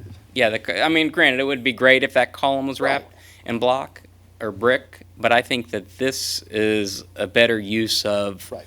I should say this is a better opportunity for the school. That in glass. That and glass, yeah. And I don't want to beat this horse way dead, but nonetheless, I mean, I guess that's part of the point. I think sometimes you'll bring something to us and we're looking at it in a vacuum. And so as Eric just sort of put those two things together, if the architectural opinion, and then we have to, obviously, the more important than that is the functional and how it works for the students, but we need to see this in a larger context. Yeah. The one thing in regards to, I don't know where George went, but in regards to George, if we do this, he doesn't have to do anything to those walls. Right. Right. I mean, there's nothing ever have to be done with those walls. And I remember the entry going into that high school. I actually felt bad for the students that they entered that. That was an improvement. You should have seen it before they did the improvements. I mean, it was bad. But no, and to me, again, I could go back to this space because this is going to be, every visitor coming to the building Yeah. goes to this entrance. So I think this has to, I don't say, Yeah. use a wow effect, but this has to be durable, Yeah. attractive. It's the first representation people have. And you're right now you're able to see what the entries are going to be because the floors are there, the steels there, you really can see it, and it's quite an amazing sort of little space, especially the west side. We did talk about the west side a little bit, but we think the west side's okay, remaining gypboard.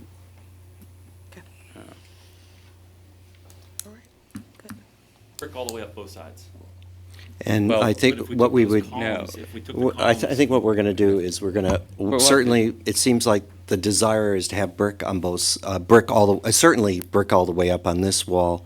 Desire also would be to be consistent, have brick on the other wall all the way up. Now- And our job is to find some places maybe where we can compensate for the costs Well, of that. actually, I would, as much as I'm renowned for not being a fan of the panels, I would defer, though, that the original, the design alternate for the north side had large block masonry on the first story, and then the second and third were basically the same metal panel carried through. Yeah. I don't know which is less expensive. We were looking at that today because I was anticipating that. Okay. I think that the concealed metal fastener panel is probably more cost effective than the masonry product. 'Cause I- So what would happen on the north elevations of these entries is it would be much like the exterior of the building, where you have that block unit, that large scale masonry unit going up one floor, and then metal going up the rest of the floors, because that's only about, if it's from myself to Beverly, Right. that's being generous. It's- It's not a lot, because then the balconies start. And it does play to what ABR wanted with the stupid little. It plays with, It yeah, it represents plays this- exactly this what is- ABR this- wanted. It'll go, I think it demarcates, this is 1926. Yeah. This is Yeah, 2006. and then, I was on the fence with their little slot, but what bringing that element does back into the project, those two materials, what it does is you really see the exterior of the building wrapping inside. So there's really a strong relationship when you start to enter this building. And it's cheaper, so I'm happy about that. Yeah, the metal panel is less expensive than the block. I can get my brick for the There you go. cost of There. the trade-off. So Steve, as you said, that'd be the desire, but we'd obviously need to see what the real figures are. Exactly. Yeah. Exactly, and where we, We'll be where we able to get the get those. compensation for it. Yeah, we've been Yes. talking about it. Yeah, we've been talking about both of these with Gilbane for about 4 months on both of these elements, because we're all trying to figure out a way to bring it back into the project. We think that it's a strong enough element that it's really important to the entrance to the building. All right. Our last issue, unless there's other questions on that entryway, the clock tower, and I don't think we have any pictures of that, but I just I wanted to mention that for the entire board. In our GMP documents, we had an allowance for how much we thought we were going to have to spend to restore the clock tower, and that number was inaccurate. We were carrying $100,000. When we've got pricing, now we got pricing from the contractor to do a historic, I guess it's correctly. It's a Restoration. Historic restoration. They're gonna recreate that clock tower the way it was when it was originally built, not wood, but in a synthetic material. And that cost is $260,000 above our $100,000 budget. So, Well, I have to mention, because we are in public session and it's being taped, you have $100,000 in the budget. You also have $100,000 coming from the Alumni Foundation. So in reality, you have $200,000 towards the project versus merely the $100,000 in issue 81. right, so we still have a delta. 60,000, sure. Better than 260. 160 or 260, sure, just be sure that that's clear. 160. Well, as Eric has noted, the project has 100,000, he has a The donation. Alumni Foundation has The it. Alumni Foundation has $100,000 that they are going to commit to the Yes. project, which would make our delta $160,000 above what we had currently planned to spend on it. And we'll bring the formal change order for that with the backup to your regular board meeting, but I wanted to just, talk about that, briefly for you. I understand that, obviously, it's the signature piece of the building. It's our logo for the district. And didn't want to surprise you, when we come in the next session with that. If you had any questions about that now or between now and the board meeting, we'd welcome to entertain those. Well, even with that, I believe in the super and other staff members, I think there is the potential from a donor of monies towards that. I think the issue at this juncture is the specific amount of that towards the effort. So I think at this it's premature because it's going to be coming to us future. The 160 is, at this juncture, I would say, sort of a worst-case scenario. I think there's a definite possibility that we can close that number even more. I think the key question is going to be, because you're talking about materials, to get some samples of, if we're replacing the wood, which if you look in the cams now versus the photos from a couple of years ago, it was bad before, it was bad 10 years ago. When we began this, it looked pretty mangled. Now it's like, wow. I think if you're going to be replacing the wood with a synthetic composite material, the more of the examples of the material that you could show the board as well as other individuals as well would be beneficial. You can, some fluted pilasters, what have you, some of the ornamentation showing, hey, we're not doing it in wood, we're doing it in this, and this is why if you're at the ground 75 feet below, you're not going to know the difference. But to tell us what the benefit of a synthetic material versus wood, the lifespan, the maintenance costs, things like that, I think that'd be very valuable to know. Yeah, and that one is one where it's different from the glass. The glass, you don't get a good representation looking at a small piece, but that, we did get a sample that we have a sample of that in the trailer. I think that came in Friday or Monday, yesterday. But we'll bring a copy of that up here. Yeah, The other thing that's happening out there right now is the subcontractor that's doing the restoration for the tower there is documenting the existing profiles. So that's really a positive thing, whether it ends up being a wood product or a synthetic product. You're still going to have the same profiles. Yeah, I think that's really important the in sooner you regards get to the the samples image. to the super, so she can show them to whomever wants to write us checks, it'll be better. Okay, so this is gonna look like it is now. Well, Not like now. as if it was in good shape. Pristine shape, yes. It's not gonna be like someone vinyl sided, No. We're not their putting on LED house. cloth. No, it's gonna be- okay, And okay. we're not putting Mickey Mouse on there. I've had people, because they put it, Come on, I know those guys that did what's that. Steve Presser gonna go up there again? So help me with one thing, I mean, and if it's, maybe you're able to, maybe you're not. So the initial estimate in it Yes. was 100, you said? Yes, So the cost is 3.5 times that, right? correct. How does that happen? Well, when we asked Gilbane to give us a number for it, I don't think we had a drawing. We didn't have, That was we had the 1926 yeah. drawing, but we didn't have a drawing to show them, what was up there. And, And I think it was more paint than replacement of damaged pieces of wood versus a true restoration. right. I mean, When we that ended up was- bidding the project, we bid it also two different ways: a full restoration and. But yeah, I think their $100,000 number was predicated on replace some of the bad wood that's up there, repaint it, and it'll look okay. So I don't want to be too hard-nosed about this, but arguably, we in the district have known for years that was falling apart. I mean, it's been reported to us multiple times over the years. Ron, you've been on the board longer than I have. Since the first year I've been on the board, we've heard about it falling apart.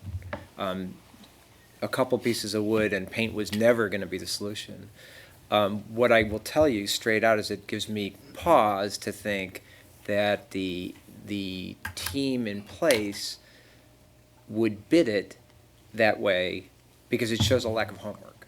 So it concerns me what other homework hasn't been done along the way. And I'm not trying to be so hard-nosed about it, but I do want you to understand that I can use this as an example for, I sure hope we're doing our homework better in other places, because that's a known quantity. And I think you can ask anyone who's been in the district for any length of time, no one would have said that it just was a couple of pieces of wood and some paint. So I just want to be sure that you understand that. And it leads me to the other question that I keep on asking myself is the term value engineering, which we've heard a lot of times. And so I'm thinking about this in terms of the window discussion earlier. there, I can make make the judgment that the change from the glass, the fritted glass to the fritted, I'm sorry, I should know these things better, to the panels is a substantive change. It's, you might call value engineering. I would call the substantive change to the look of the building, to the way light comes in the building. And so how do we determine what is in the game for value engineering without us necessarily hearing about it versus until the change order comes or whatever, versus, okay, this is something they need to know about because it's going to change the way things look? I think in general, part of the reason we're here today with those items are those ones that we know have a significant aesthetic impact on the building. The issue of translucent or fritted glass, as John mentioned, we've been talking about that with the folks on the CMR team, for 3 or 4 months. Yeah. And before we said, this is definitively the way we're gonna go, we wanted to finalize the number, but we also wanted to make sure that's why we came to you guys, with that one, before it's over. The ABR approved version is fritted glass. So if we're gonna change it to translucent panels, now, so that's why there are, and same thing with the entryway. You say the entry, we're arguing about $5,000 or $10,000, but, in our judgment, it was, this is something that everybody's gonna see. Right. So before we say, are we sure we want to go this direction, we brought that to you. So that's what we've tried to do, is filter. We don't want to tell you whether we're changing, a lock type on a door and a closet. I mean, that, not significant. I mean, we'll run that by administrative folks internally. Sure. But that's the kind of thing that there, I don't think there are very many of those things that are still out there that we're considering. There were some issues with respect to the functionality of the natatorium. That had been, again, there had been some comments, do we really need a 3-meter pool diving board? And, we hadn't fully pulled the trigger on that yet, and we said, you know what, we're not gonna put a 3-meter, we don't need a 3-meter diving board. So there are some things that, again, we've tried to capture the things that we think that have some kind of level of, meet that criteria you're talking about, Cal? Mm-hmm. And those are the ones that if we haven't brought them to you and we're still trying to finalize a cost, we'd like to have an idea too of what the cost is before we bring it to you. Of course. But, I mean, I think that's the intent of these work sessions. I want to add to this, though. I think the one thing that has made a difference, and we're really pleased at, is how do we get better communication? Sure. And we believe that the use of having a board committee is going to make a big difference. And what we did last week was we sat down with the board committee, which is Eric and Jim, and we walked them through the entire building. Good. What was changed, what decisions were made, and somehow those decisions were not fully explained to the board, and thus when that happens, it's not fully explained to the community. And we believe that going from this point forward, having that committee where we have periodically, we can sit down with these two gentlemen and really kind of hash out and get in more detail, so there isn't those kind of surprises that are occurring. Yeah, Cal, I mean, I think I want to echo how happy I am about how I think, well, I mean, some feedback. I mean, so we've had 2 meetings. I mean, the process seems to be going reasonably well. These issues were shared with us. Okay. As we sort of walk through sort of these, as we sort of walk through the building, sort of virtually and through the plans, there's things that were found. Yeah, I mean, I think, I'm new on this. How long have I been on the board? What 4 months now? But I mean, projects sort of spin out of control sometimes, and you have to do value engineering in order to cut back, because otherwise it's just going to explode in cost. I mean, an example is probably the mezzanine in the pool. Yes. Okay, so save money by eliminating the mezzanine in the pool. Okay, that sounds like a good idea because we need to save money. Okay, well, you just cut out 150 seats. So how are swim cadets going to do their show? Well, okay, so unless you sort of have, and just a regular swim meet. Right. Okay, so, I mean, so how do you, how do those judgments get made? Yeah, it's a good decision to cut the costs, but also you have to look at sort of this from, just another perspective. Right. And I'm very so far, I'm pleased with this additional perspective. And I think it's important for the middle school project, because these same sort of things are going to happen in the middle schools. So I think as far as the board looking at these things and then re-reporting back to you. Right. And if there's, I mean, I know that there's some issues on the number of people that can be on the committees. If there's times where you other folks need to get involved or feel you should be involved, I mean, that's fine. I mean, we can step away and you can step in. But it's good. All right, you want to move to Thank the you. next piece? Thanks very much. Oh, I do have, because Oh, you're sorry, here, sorry. I do have a question. I popped into Taylor yesterday where there was furniture laid out. Also known as Delisle. Yeah. It's always Still- Taylor. Still known as Delisle. The building is Taylor. It's the Delisle whatever center, but it's the Taylor building. Furniture. There was furniture in there. Right. Some of it I liked. Some of it I was like, you gotta be kidding me. The desk that's got lots of moving parts doesn't, in my opinion, for a student desk, have a long lifespan. How are we going, I guess, who's weighing in on what we buy? How is it being evaluated? And what's it gonna cost? Because when I downloaded some of these guys' catalogs, I looked at the list price, and I'm looking at this and I'm thinking, how many of these are we gonna buy? And also from touring, and I'm sorry, my voice changed there for a moment. And when I toured the middle schools, I saw a whole lot of desks that I could see ideally being repurposed for our core curriculum classes. So I'd be very curious to see what our who are the decision makers, when are they making the decision, and what's it gonna cost? Because I see a lot of potential for cost savings in furniture, which, because again, look at those list prices, I'm like, yeah, I want us to save as much money as we can as opposed to having to buy all new furniture. John, do you want to talk about the process that we outlined on Monday with? who's Yeah, looking at it? we met there with Principal Ross and Pat and George. And your interior designer. Yeah, and Jeff Beadle from our office. And Jeff is going to come up tomorrow, set up some vignettes and talk with the user group that Zorba has set up in regards to that. He's got a rubric as well for. Yes, he does have a rubric for comments from the teacher group.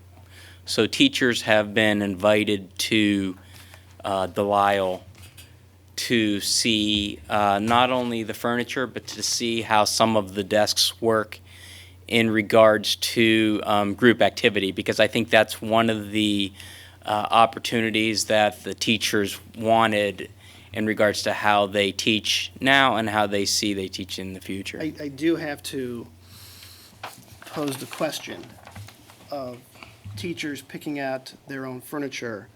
They're not paying for it. Well, We're getting feedback. you're getting feedback from We're them. getting their Okay, feedback. I We're just, that's, collecting input. because when I Yeah. saw the price tags on a lot of the stuff. Well, you have to understand too, sometimes the list price is not the price I that, know, it's that like that you would when pay. Boeing sells it for Yeah. $100 million, they always have the disclaimer, airlines receive massive discounts, so. Yeah. But again, I will ask a question, because we have all these classrooms. The concept was to have the teachers all have instead of having their own classroom, they have sort of the. There's a teacher's workroom, yeah. Workroom. That does beg the question, though, from the schematic drawings I reviewed, each classroom has a full-blown desk. So I can't help but wonder, why is there a full-blown desk in a classroom if it's really nobody's official desk? You understand what you understand? I understand what you're saying, I mean, what stuff's gonna go in the desk? I'm only in here for a couple of periods, I'm not gonna put my stuff in the desk, I'm gonna. And that's why if you notice, the one desk had a lot less storage than the other. That's, And the one desk also had the ability for a lectern to be built into it. That was that side. I don't know if you raised that thing up. Yeah. I just, Did you raise it up, Dr. Dixon? I just snuck in. So that was sort of a nice desk. It gives the opportunity not only for somebody to use it as a lectern, but also it to be used as a side conference table if a student needs to. Right. They could be wheeled off to the side if a student needs to take a test that he or she has missed. So there's different things going on there. As much as the creativity and ergonomics of the table, the chairs, the student desks with the tables that moved around, I also don't see that having, we're still using furniture from the 70s and the 80s, it's functional in our desk. I can't see a student desk with a lot of wheels and moving parts. I don't know the lifespan of Now, that. what's going to happen, the next step is, after Jeff gets all the feedback, he's going to meet with people from the district to discuss the furniture package, to discuss what direction we're going in. Yeah, the district thinks we want those spaceship desks with the thing underneath and the movable arms, or, you know, you guys know what I'm talking about when you were there, or the ones that were, you know, sort of like a boomerang shape. Yes. Now, the boomerang shape is sort of nice because it gives both people that write with their right hand an opportunity, and like my friend Pat here, people that write with their left hand the opportunity. So there are some ergonomics associated with that. The other thing that I have to commend Jeff because he's very knowledgeable on this. The other thing that's there is some of the other tables in regards to project labs, how they stack, how they can move. So there's different things going on in that room right now. I thought a lot of the ones that were marked alumni, that was, I thought, that that- suite of stuff was very. Yeah, and we don't- figured you'd like that because it was called alumni. Well, not just because of that. And I don't want to belabor this, but it's already 20 to 9. But the reason I'm bringing this up now is I don't want us to get way down far Yeah, line. now what they asked us in our meeting either yesterday or today, I'm not sure which one, is for us to now take, after we meet this week, to get a feel for what we think that furniture costs, because that furniture is it's not high-end stuff, it's mid-level, it's furniture that's used throughout the state. We've used it on other projects. Jeff seems to like those companies a lot because of I don't know, I sit near him and he talks a lot about glides on chairs. And, you know, the opportunity, in this building, it's a little different because we have carpet in most of our classrooms, but when you have schools with, and I'm happy they're not using vinyl composition tile anymore, but there's some scratching going on with some of those glides. So he's really particular about glides, and he was talking about what chair he thought was best for the classroom because of, or maybe it was the cafeteria, because of how the students cannot kick things off of it. So there's different things going on there. One of the other things that the BSHM folks are doing, they're putting a spreadsheet together that captures total of how many student desks we need, how many student chairs, how many administrative office spaces we have. In the event, I think as you mentioned before, that if there's anything we can repurpose, you know, we can say, you know, here's where we might slot that in. There's a lot you can repurpose. But right now, I couldn't tell you if we're buying 3,000 of something or I know. 1,000 of something. But I think what we have to understand too, Eric, is that our classroom use is very different from when we were in high school. And so the furniture choices are predicated upon the use. Yeah. And teachers are, you know, they teach in a very different way. And our students are more mobile, they're, the old days where you moved a group of desks to the side. So we got to think about our future use. And so, the days of sitting in rows, those are gone, and those big heavy desks, those days are, so we don't want to take those old desks I'm not to disagreeing this with that, new but I. space, but I get what you're saying, I'm so just that would definitely, After hearing so much about unsuitable soils and the ABR. correct, but we don't want to no, compromise no, our I'm not. project with, and I'm making not- those, but know. I get what you're saying. But my point being is that what I'm viewing it as is, as much as George, if he's left or not, the furniture is something we can buy every year versus the building is the building. So that's why I'm much more, again, I want to, again, going back to the 70s, my desire is to have something that has as much longevity and, I hate to say neutrality, but basically that is not going to be in 5 years they're saying, why did they buy a zinc chromate green chair? The more neutral and the longer longevity we have, longer lifespan, the better. Right, so I think the point's been made, and, cost benefit, and be sure the right professionals are involved in the decision, so, thank you. Okay, so our next step, Thank our you. middle school facilities, so PMC would stay, and Does anybody need a break, or is everybody okay? You if I need a break, 2 Do you minute need a break? 2-minute break, or no? Yeah, 2 minute break, let's do it, yeah. Yeah, so we're gonna do like a 3-minute, 3-minute break. break, so if anybody. Okay, thanks, everybody, we don't have to, we're back in session. Thank you for being here. You want to start, or? I'm gonna- I can get us Go ahead, started. Steve, Okay, I'm great. sorry. Yeah, I want to keep us moving. No, go ahead, please. Okay. We're going to have a presentation on cost based on the conceptual studies that we've seen at our last meeting. And just to kind of reintroduce, we have Ann Hartman, we have Kurt Moody, and Jack Kellogg. And Ann and Kurt are going to do a very short presentation, and we're really going to focus on Jack. But before we get started, I just want to sort of set what we're looking at and what we've been looking at. First of all, these are conceptual studies that have been done. They are not designs of buildings. And I think we kind of get lost in that sort of shuffle, kind of saying, oh my God, this is what the building's like. And those conceptual studies were based on input. We don't even have our full PORs. We don't have our program requirements even established as of yet. And they were based on input at visioning sessions, which were both internal and external. What I meant by internal, these are key members of the 2 middle schools, including students. A lot of wants and desires were expressed at those meetings. And it's based on also community input, because we had community meetings, and then also based on input from what happened in terms of the design and direction of the high school and those pieces. Now, I want to make it very clear that what has been put in your board packet, these conceptual studies do not meet our budget. And it isn't something we don't look at that lightly, but it's important that we really know what are all the things everybody likes to have and why. And when we talk about our budget, I want to give a reminder of what the master plan, in terms of what the expectation, because that was the Lay Facilities Committee and what they saw these two buildings to be. And basically, they were buildings that were mainly renovations with very small additions. And if you look at the original master plan, the Monticello basically was just a gym addition and then some demolition. So pretty much keeping the building in terms of its layout very similar. And then for Roxborough, it was a little bit different.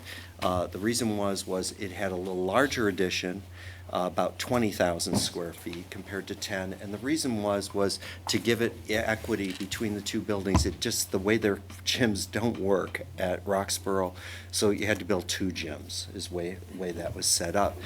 That's significantly less new construction square footage than you'll see in the concepts. And it doesn't mean we can't go back there, but it's important to see that. And so that's one of the key elements. And then also, we also have to do due diligence. I think by not looking at all our options, including building new, we need to see what are the repercussions of that. And that's quite different. You'll see these numbers when you start building new auditoriums. They're expensive. They have different elements, so and that piece. And then we also asked, which came out of your last work session, we even added another layer, which is the 5, 6, 7, 8. And certainly those are significantly over our budget, but the reason they're budget, because we've added over 400 students that we didn't plan to have, and what those costs are. And so what we're trying to get back from you as a board is, first of all, direction and just a response of what you see when kind of looking at these numbers. Secondly, we'd like to see what you see as priorities in terms of these buildings, that what's been presented to you also. And this feedback then will allow the team to continue on during this conceptual phase. We want to complete the conceptual phase to keep the project on schedule by our June, which is sort of a mid-June work session. So we have approximately two more months in terms of dealing with the concept. When's our next public interaction on the middle school project? I believe, you mean a public meeting? Yeah, like we had before. We have not scheduled that because we really want to get this input before we make that next step. I was just curious. What helps us is, and Cal, it kind of goes back to what you said. There has been no stone unturned in terms of putting these numbers together. Certainly they are worst case scenarios, not worst case in bad, but meant, hey, if we get hit with these unforeseens, these kind of things, we want to make sure that we've allocated dollars to them, and it does cause to be outside our budget parameters. And so what I'd like to do is really let them do their presentation. Certainly feel free to ask questions as they go, but, you know, in terms of time, let's try to get through that first. And then afterwards, once this is completed, then there will be a discussion which is more on the administrative side, which will be on the 5, 6, 7, 8. So if I could pass it on to Ann. All right, thank you. That was a wonderful introduction. Recaps a lot of what we've been doing since the last time we met. Just real quick, we realized that, you know, again, we're talking about POR and POR summaries and building square footages. You know, last time you had asked us a little bit about, you know, maybe fine tuning what we knew about what the total areas and usable areas of these buildings were based on some of the previous reports. So here's a little bit, some of those statistics. I'm gonna try and breeze through these just for time's sake so we can kind of get to Jack.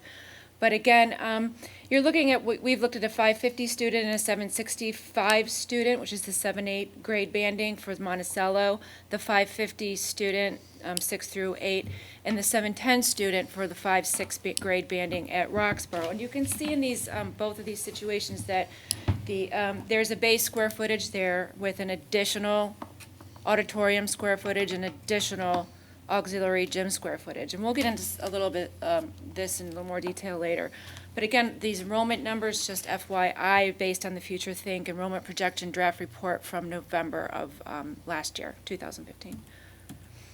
You had asked us also to look at, when we presented you these two elevations, or these elevations last time, you had asked us just to look at and kind of give it a little personal Monticello touch. So this is what you're seeing here. You're seeing the existing Monticello and then the proposed new elevation. This again is for the new building, the totally new construction building. And then this is the Roxborough, personalized Roxborough elevation. Again, the existing Roxborough on the top and what could potentially occur, proposed elevations on the bottom. What you're seeing here is a lot of the enhancements. You're going to hear that word a little bit later from Jack. The cupolas and, you know, some of the chimney pieces and a lot of the entry porticos and some of these details. Those are what we're going to refer to later on as enhancements. This would be probably an unenhanced type elevation. So if you took just the typical new building again and kind of took away some of the, enhancements or some of the decorative pieces, this would potentially be what the Monticello Roxborough building would look like in its new form. So you want to talk, you have something, Yeah, go back to that. You tell me. It's important to know that one of the things we felt is in the reduction of enhancements, we would not recommend that you not do the cupola because we think it doesn't resemble enough of the existing two schools if this were to proceed, if this idea was to proceed. So it's stripped of enhancements except the cupola, and then the entry, the arches in this are consistent with both Monticello and Roxborough. The incorporation of the arches at the entry, which were asked for from the last meeting to be looked at. Why is moving from a all brick exterior to the whatever the tan color? What is that? It's all brick. It's both. It's just one is brick. tan brick in the insets and the other is red brick on the insets. Well, no, so it's just more. It's the same thing. It's the same. It's all brick. Same thing. Yeah, it's all brick. It's just trying to, when we kind of showed you this one at one time with the glazing. It's like, well, you know what? The glazing's probably one of those things that would end up being a little breaking the budget kind of an item. So maybe just looking at possibly a different color masonry or different color brick. But it's the same cost. It's not a cost issue. You were talking from a design issue. Right, Design right. issues. Yes, yeah. So we looked at the grade banding study, again, looking at square footage numbers. What we did want to show you here briefly is what happens to the footprint on the site when we're adding that additional square footage. So this is your Monticello site. To the left, it's the Reno version, what we showed you last time, and the orange component is the additional square footage to get the 765 population in this building. And then on the right is the new footprint that we showed you last time, and the orange is the additional square footage. of the 765 population. So as you can see, it consumes the site quite a bit. We may need to look then at encroaching a little into some of the field area. Roxborough site, similar situation. On the left is the reno, and the orange is a potential additional square footage. This does not mean that we've designed it this way by any means. This is just kind of showing you in a massing type footprint what that additional square footage, how it would consume the site. And again, on the right is the new. And I would assume in both scenarios, there was discussion in regard to 1 gym or 2. In these, because of the number of students, you would almost have to have the 2 gyms, correct? In these, it's the additional auditorium with the, what we decided to do in 7-8 is you're gonna have, an auxiliary gym. Right, okay, In the 5-6, you will not have the additional gym. gotcha. Okay. But the footprints that we showed have the 2 gyms. Okay. So heading into Jack's territory here, what we have here are some key plans, they're reading okay. Lower level of Roxborough, what we're showing here are kind of the different levels of, the different areas of renovation, whether it was kind of a higher impact location or a lower impact location of interior renovation. The pink area is finishes that are also structural, and the gray is demo. This is the first floor. Again, it's showing that the gray is demo, and the purple area is probably a lower level of demolition and renovation, and the green is then an intermediate level and working towards the higher level. The darker purple is all new construction, or I'm sorry, the lighter purple is all new construction. Could you, Ann, go, or it doesn't matter in either one, when you have this intermediate, that's showing moving walls, correct? Correct.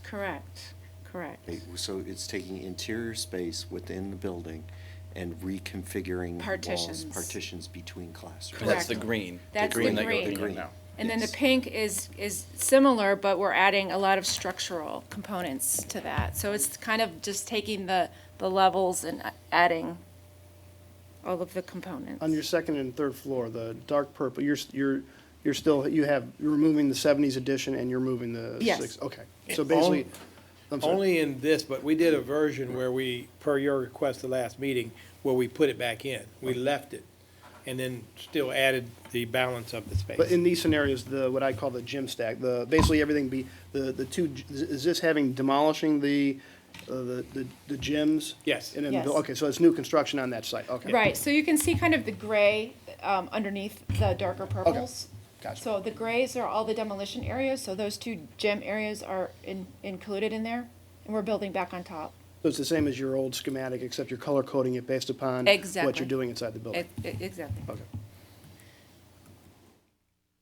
So the next slide, the piece of information will come from Jack, and then we'll move on to Monticello. All right, so Ann showed you the different concepts for the exterior elevation. She showed you the plans for the renovation scheme at Roxborough. So I want to talk to you about how we developed our cost models, okay? So we started with a review of the existing schools. So we spent quite a bit of time in the schools, and we walked those with the structural engineer, mechanical engineer, electrical, technology people. So we really wanted to make sure we understood what the current condition of the buildings are. We took that, and there were certain areas that we couldn't get in the first time, so we went back and we made a second visit, particularly to Monticello, because there was a report indicating that the entire roof structure on the sloped portion of Monticello, which is really the whole front and the 2 sides, was in bad shape, that there was a concern that the existing roof structure was deteriorating and had to be replaced, and there was a large target set of money set aside to replace the entire roof at Monticello. We were able to go up there, crawled through some really small spaces, and we were very happy to find that the attic space in Monticello was in surprisingly good shape. It was tight, it was pretty dry. There are some areas that have water damage, especially where some mechanical units penetrate, things like that. But rather than having to remove and replace the entire pitched roof structure at Monticello, we were able to determine that we really only have to do that usually at the the gutter line, so it's about a third of the work that was anticipated previously. So that's a great news. If we choose to go with the renovation, that's a savings. We were able to look at the infrared reports that PMC had done, and we were able to determine that the building facades are generally in good shape structurally, but as far as a thermal barrier, they are not in good shape.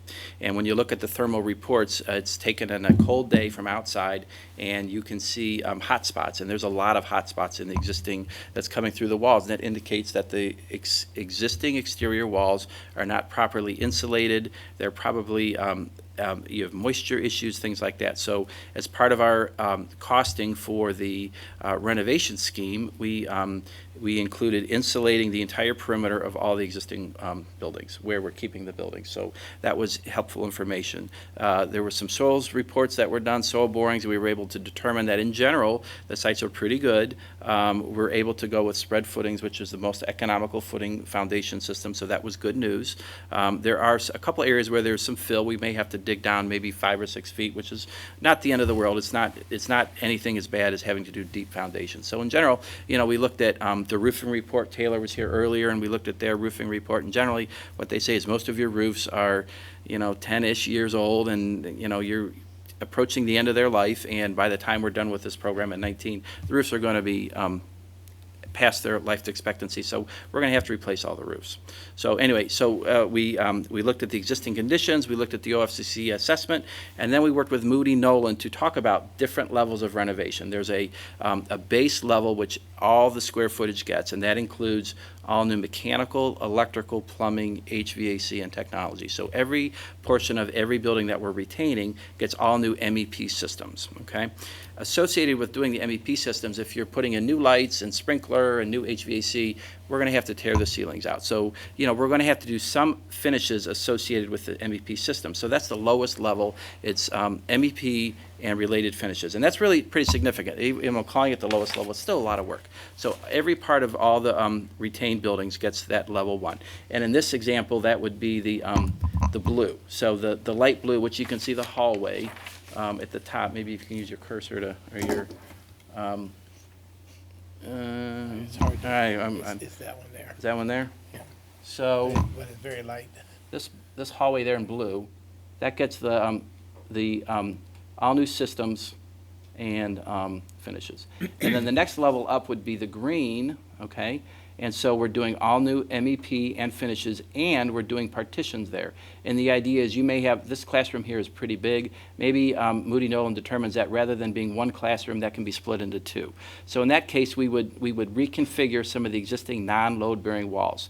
So that's what I would call the next level up, level 2, and that's all new MEP, finishes, and partitions, okay?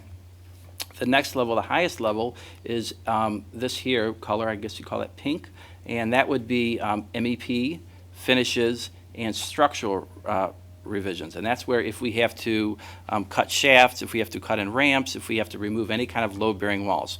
So to summarize, any part of the building that was renovated gets all new MEP and systems, and then some areas got new partitions, and then some areas got structural improvements. So that's what we did on the renovation side. On the new side, if we're looking at new buildings, basically we would demolish the existing school and build a new school. And we've got good, strong cost models, and we bid this all the time, and we were able to determine a good unit price for new builds. Okay, so let's think about. So we have a renovation idea and a new build idea. Even the renovation idea has significant amount of additions in it. So people think it's renovation, but really we're tearing down a lot of square footage and we're rebuilding a lot of square footage. So even under the reno, it includes a lot of addition. Okay. All right, so now, normally you would expect that a renovation is less dollars per square foot than new build. That kind of makes sense because you're retaining the value of the structure and things like that. And that's what we found. Renovation, dollars per square foot is less than new. But when you build new, you're building a brand new purpose-built building that's custom built for your program that exactly meets your needs. It's very efficient, okay? So typically, when you build new, you build a smaller, very efficient compact space. So again, the unit cost to renovate is lower than to build, but that's offset by the fact that when you build new, you can typically build a smaller facility. So that's, now we can show if you click one more, please. So this is the slide for Roxborough, and over on the left, we have, we did 2 parallel studies. So this is renovation, okay? And then over on the right is the replacement, all right? And this is based on a 550 population, whether we're renovating or replacing. So if we have to do some selective demolition when we renovate, we have to renovate the remaining, and that's based on the 3 levels, the low, the medium, and the high. And then we have to build new, and there's a significant amount here for new building. That's almost $10 million for new buildings on the Roxborough site. And we had CM Services, and that's your total cost for Roxborough. It works out to be about $261 per square foot for renovation of Roxborough. The replacement for Roxborough, which is a brand-new school, the unit cost is $284 per square foot, so it's a much higher unit cost, which we would expect. But what you'll see is that for Roxborough, it's actually cheaper to renovate because of the unit cost savings, okay? To build new. No, Well, Roxborough's cheaper to renovate. Yeah. Okay? yeah. Right, but, so keep that in mind. All right, now can we go to Monticello? We'll just advance to that one. Just to make sure everybody understands that both buildings, both new and renovation have auditoriums. Right, go back. Let me highlight some things here. So go back to the Roxborough cost again, the $550. So I didn't point that out. Thank you, Steve. So on the Roxborough, on the renovation, we've got a second gymnasium because that was a concern that we wanted 2 gyms in each of the schools. And we're maintaining the existing auditorium, so you're also going to have an auditorium there. And then what we also did was we heard from the community that there was an interest in having things like maybe perhaps a enhanced exterior. Some people talked about maybe more technology in the buildings. We talked about sustainability, and maybe we could have upgraded LED lighting or upgraded HVAC systems. So we've established an allowance working with Moody Nolan on what we feel is a good target for enhancements, okay? And that works out to dollars per square foot, and it's a target. So you guys can say, you know what, we want to cut back on the amount of enhancements, or you may say we want more enhancements. So it's a pot of monies to get some goodies, let's say. And it's up to you to decide whether you want to do any of that or all of it or none of it. It's completely up to you. But we have design enhancements on the renovation scheme as well as the replacement scheme. So it's some fun money to do some things that is important to you as a district. Before you move to Monticello, because I guess the questions apply to Okay. both. CM Services, who is that? CM Services for Turner. It's for things like contingency, staff, that kind of stuff. Okay. And then a question on Roxborough, at least specifically, you've got 9.6 on new construction. That comes out, how come the new construction on the reno comes out at 208, about 208 a square? Meantime, perhaps it's a higher cost, but your cost per square foot on an all-new building is substantially higher. Is there a reason for I that? didn't understand the question. You've got, on your budget for Rox Metal, new construction's 9.6. But that's for 46,000 square feet, which comes out at 208 a square. Meanwhile, on the replacement building, your cost per square foot's at 284.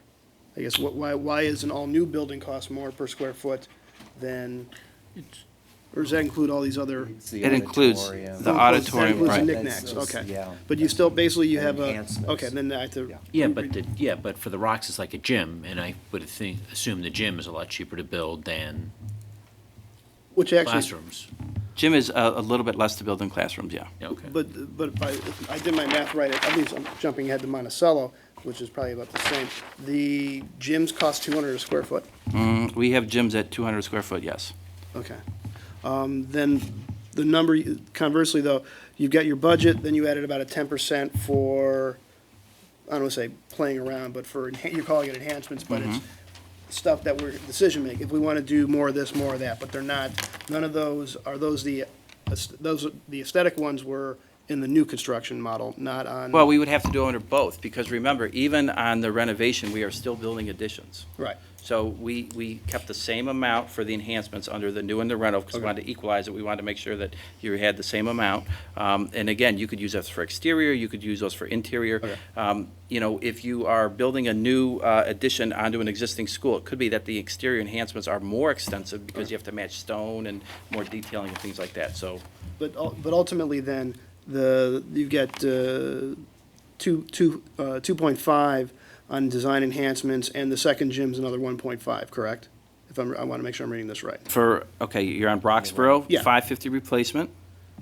Well, no, the. Which one are you on? The second, 550, renovation. Okay, You're talking, renovation. adding a second gym is 1.5. 1.5. Yes. And then the design enhancement allowance, it's 2.5.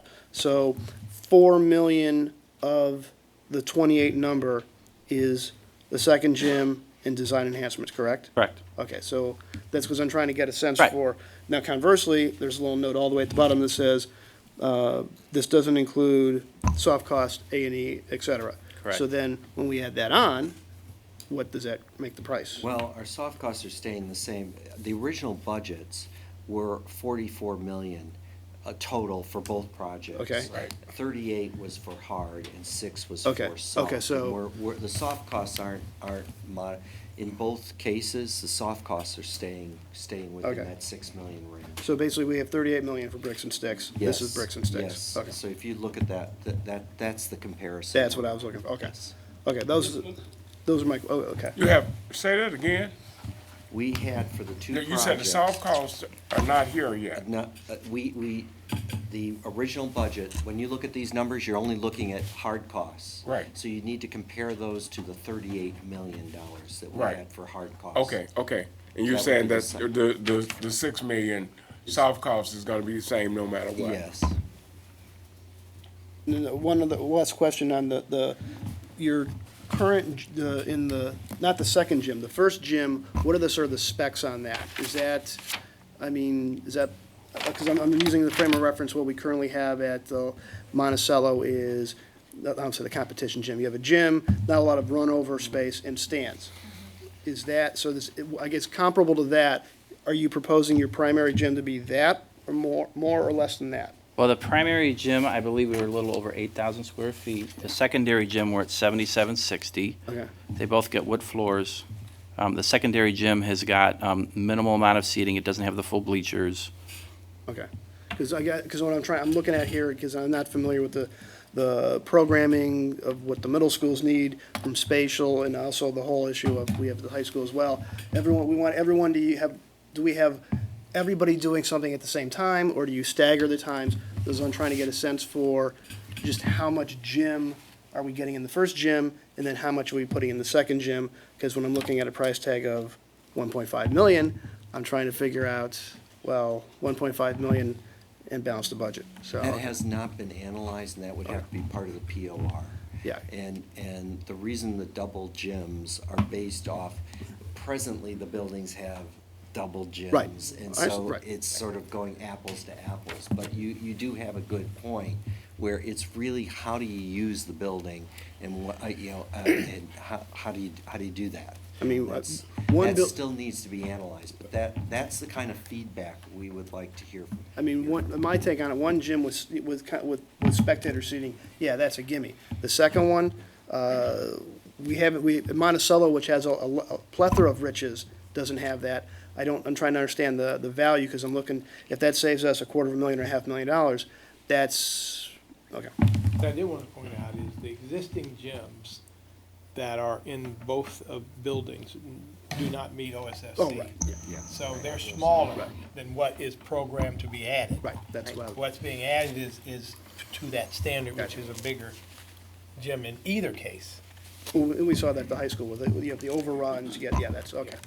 And I think to add to that, based on the assessments from the building principals, they need more space.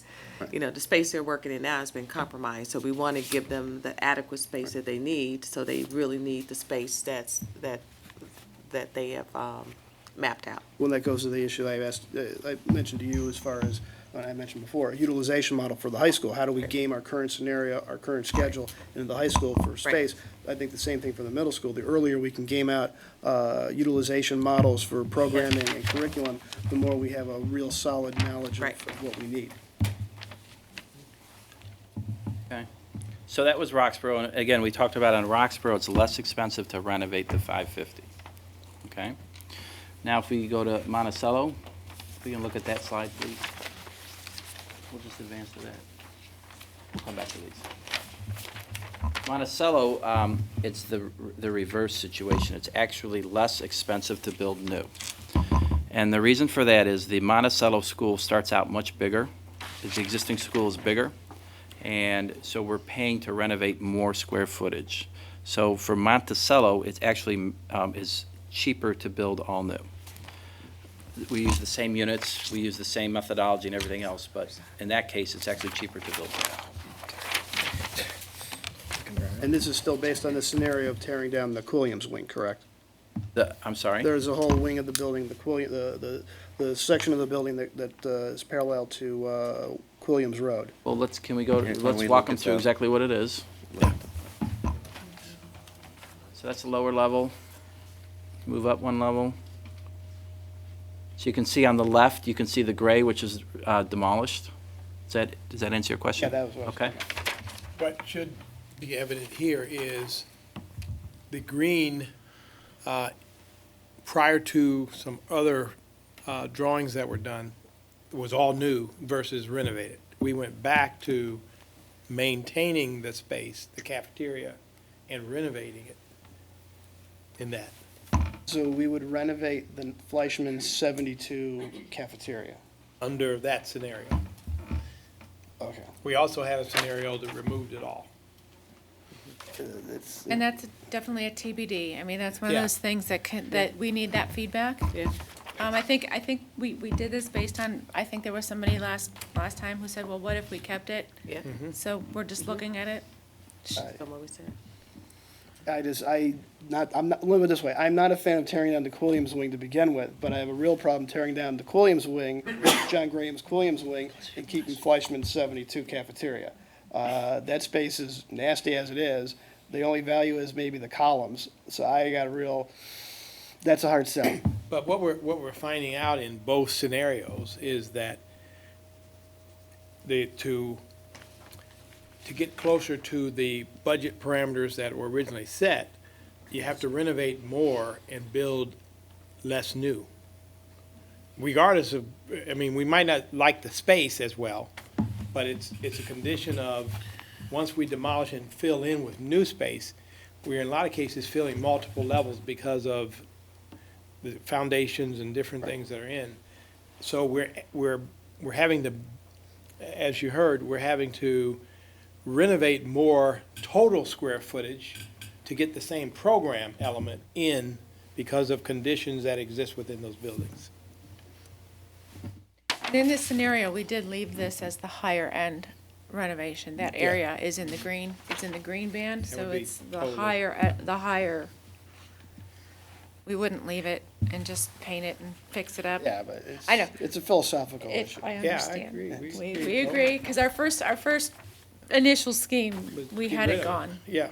Yeah. Do we want to move on? So again, on the Monticello, you can see because the existing building starts out so much bigger and we have to renovate so much more square footage, the renovation overall cost is higher than the new. In both of the schemes that we did, you end up with a second gym and an auditorium, which is one of the things that the district requested. And in all the schemes, we also have the local enhancements for the program enhancements for any upgrades that you would consider. Now, there also is a different in what we found, what we know to be the case on both Roxborough and Monticello renovating. The auditoriums are placed in a position that we have to maintain them. Even with large additions, renovation, they get maintained, so whatever dollars are spent is a given. The new build, there is the option not to build any of those. You don't have, you can build the auditorium at a future date, you can build a second gym at a future date. And so if there was a reason from a PRR standpoint to pull back square footage, you have that ability on the new build to control a little easier than on the existing. However, as we're finding out, to renovate the existing, it appears for us, our direction that we would need to be told would be, we're gonna keep more of the existing buildings in both cases to try to come back. That's a discussion that would need to be held. I would say my take from a political standpoint, okay, we told you we're gonna renovate, now we're gonna tear them down. And the auditorium, we're not gonna have an auditorium, it's a later project. That's not, I don't think that's politically viable. That's only in the new. Oh, right, oh, no, but in the new scenario, so what I'm saying is, that would be like a double whammy. Oh, we're tearing it down, and you're not getting something you already have. So I would say that, my take on that, from a political standpoint, that's not a viable scenario. The other question I would pose was in regard to the all-new, two components. On your pricing model, what are you doing for your contingencies? 2% contingency. I'm sorry? 2%. 2% for, 2% for new or 2% for old? For both. So you're doing 2% renovation. What did we do on the high school? Steve? We had approximately 3%. For new and for the renovation? Yeah, if it went across the board. Now, is there a design contingency in any of these The numbers? 2% is construction contingency. It's Do you not have a design Do you contingency. have any design contingency? Okay. And then, So- I'm sorry. So the 2%, is that included in CM services? Yes. Or is, Yeah. okay. Typically, when we make a presentation, that's how the proposal structure's formatted, that the 2% is, or the contingency is in the CM services. Now, there is an owner's contingency in the soft costs. It's separate In the 6 million. in the 6 million. Is it 3.3 or something else? I think we used 3.3 at this point at this stage, yeah. Just call me jaded, bitter, and burned, but when it comes to contingencies, Right. going the opposite way when the other direction's been what I wish we had done before.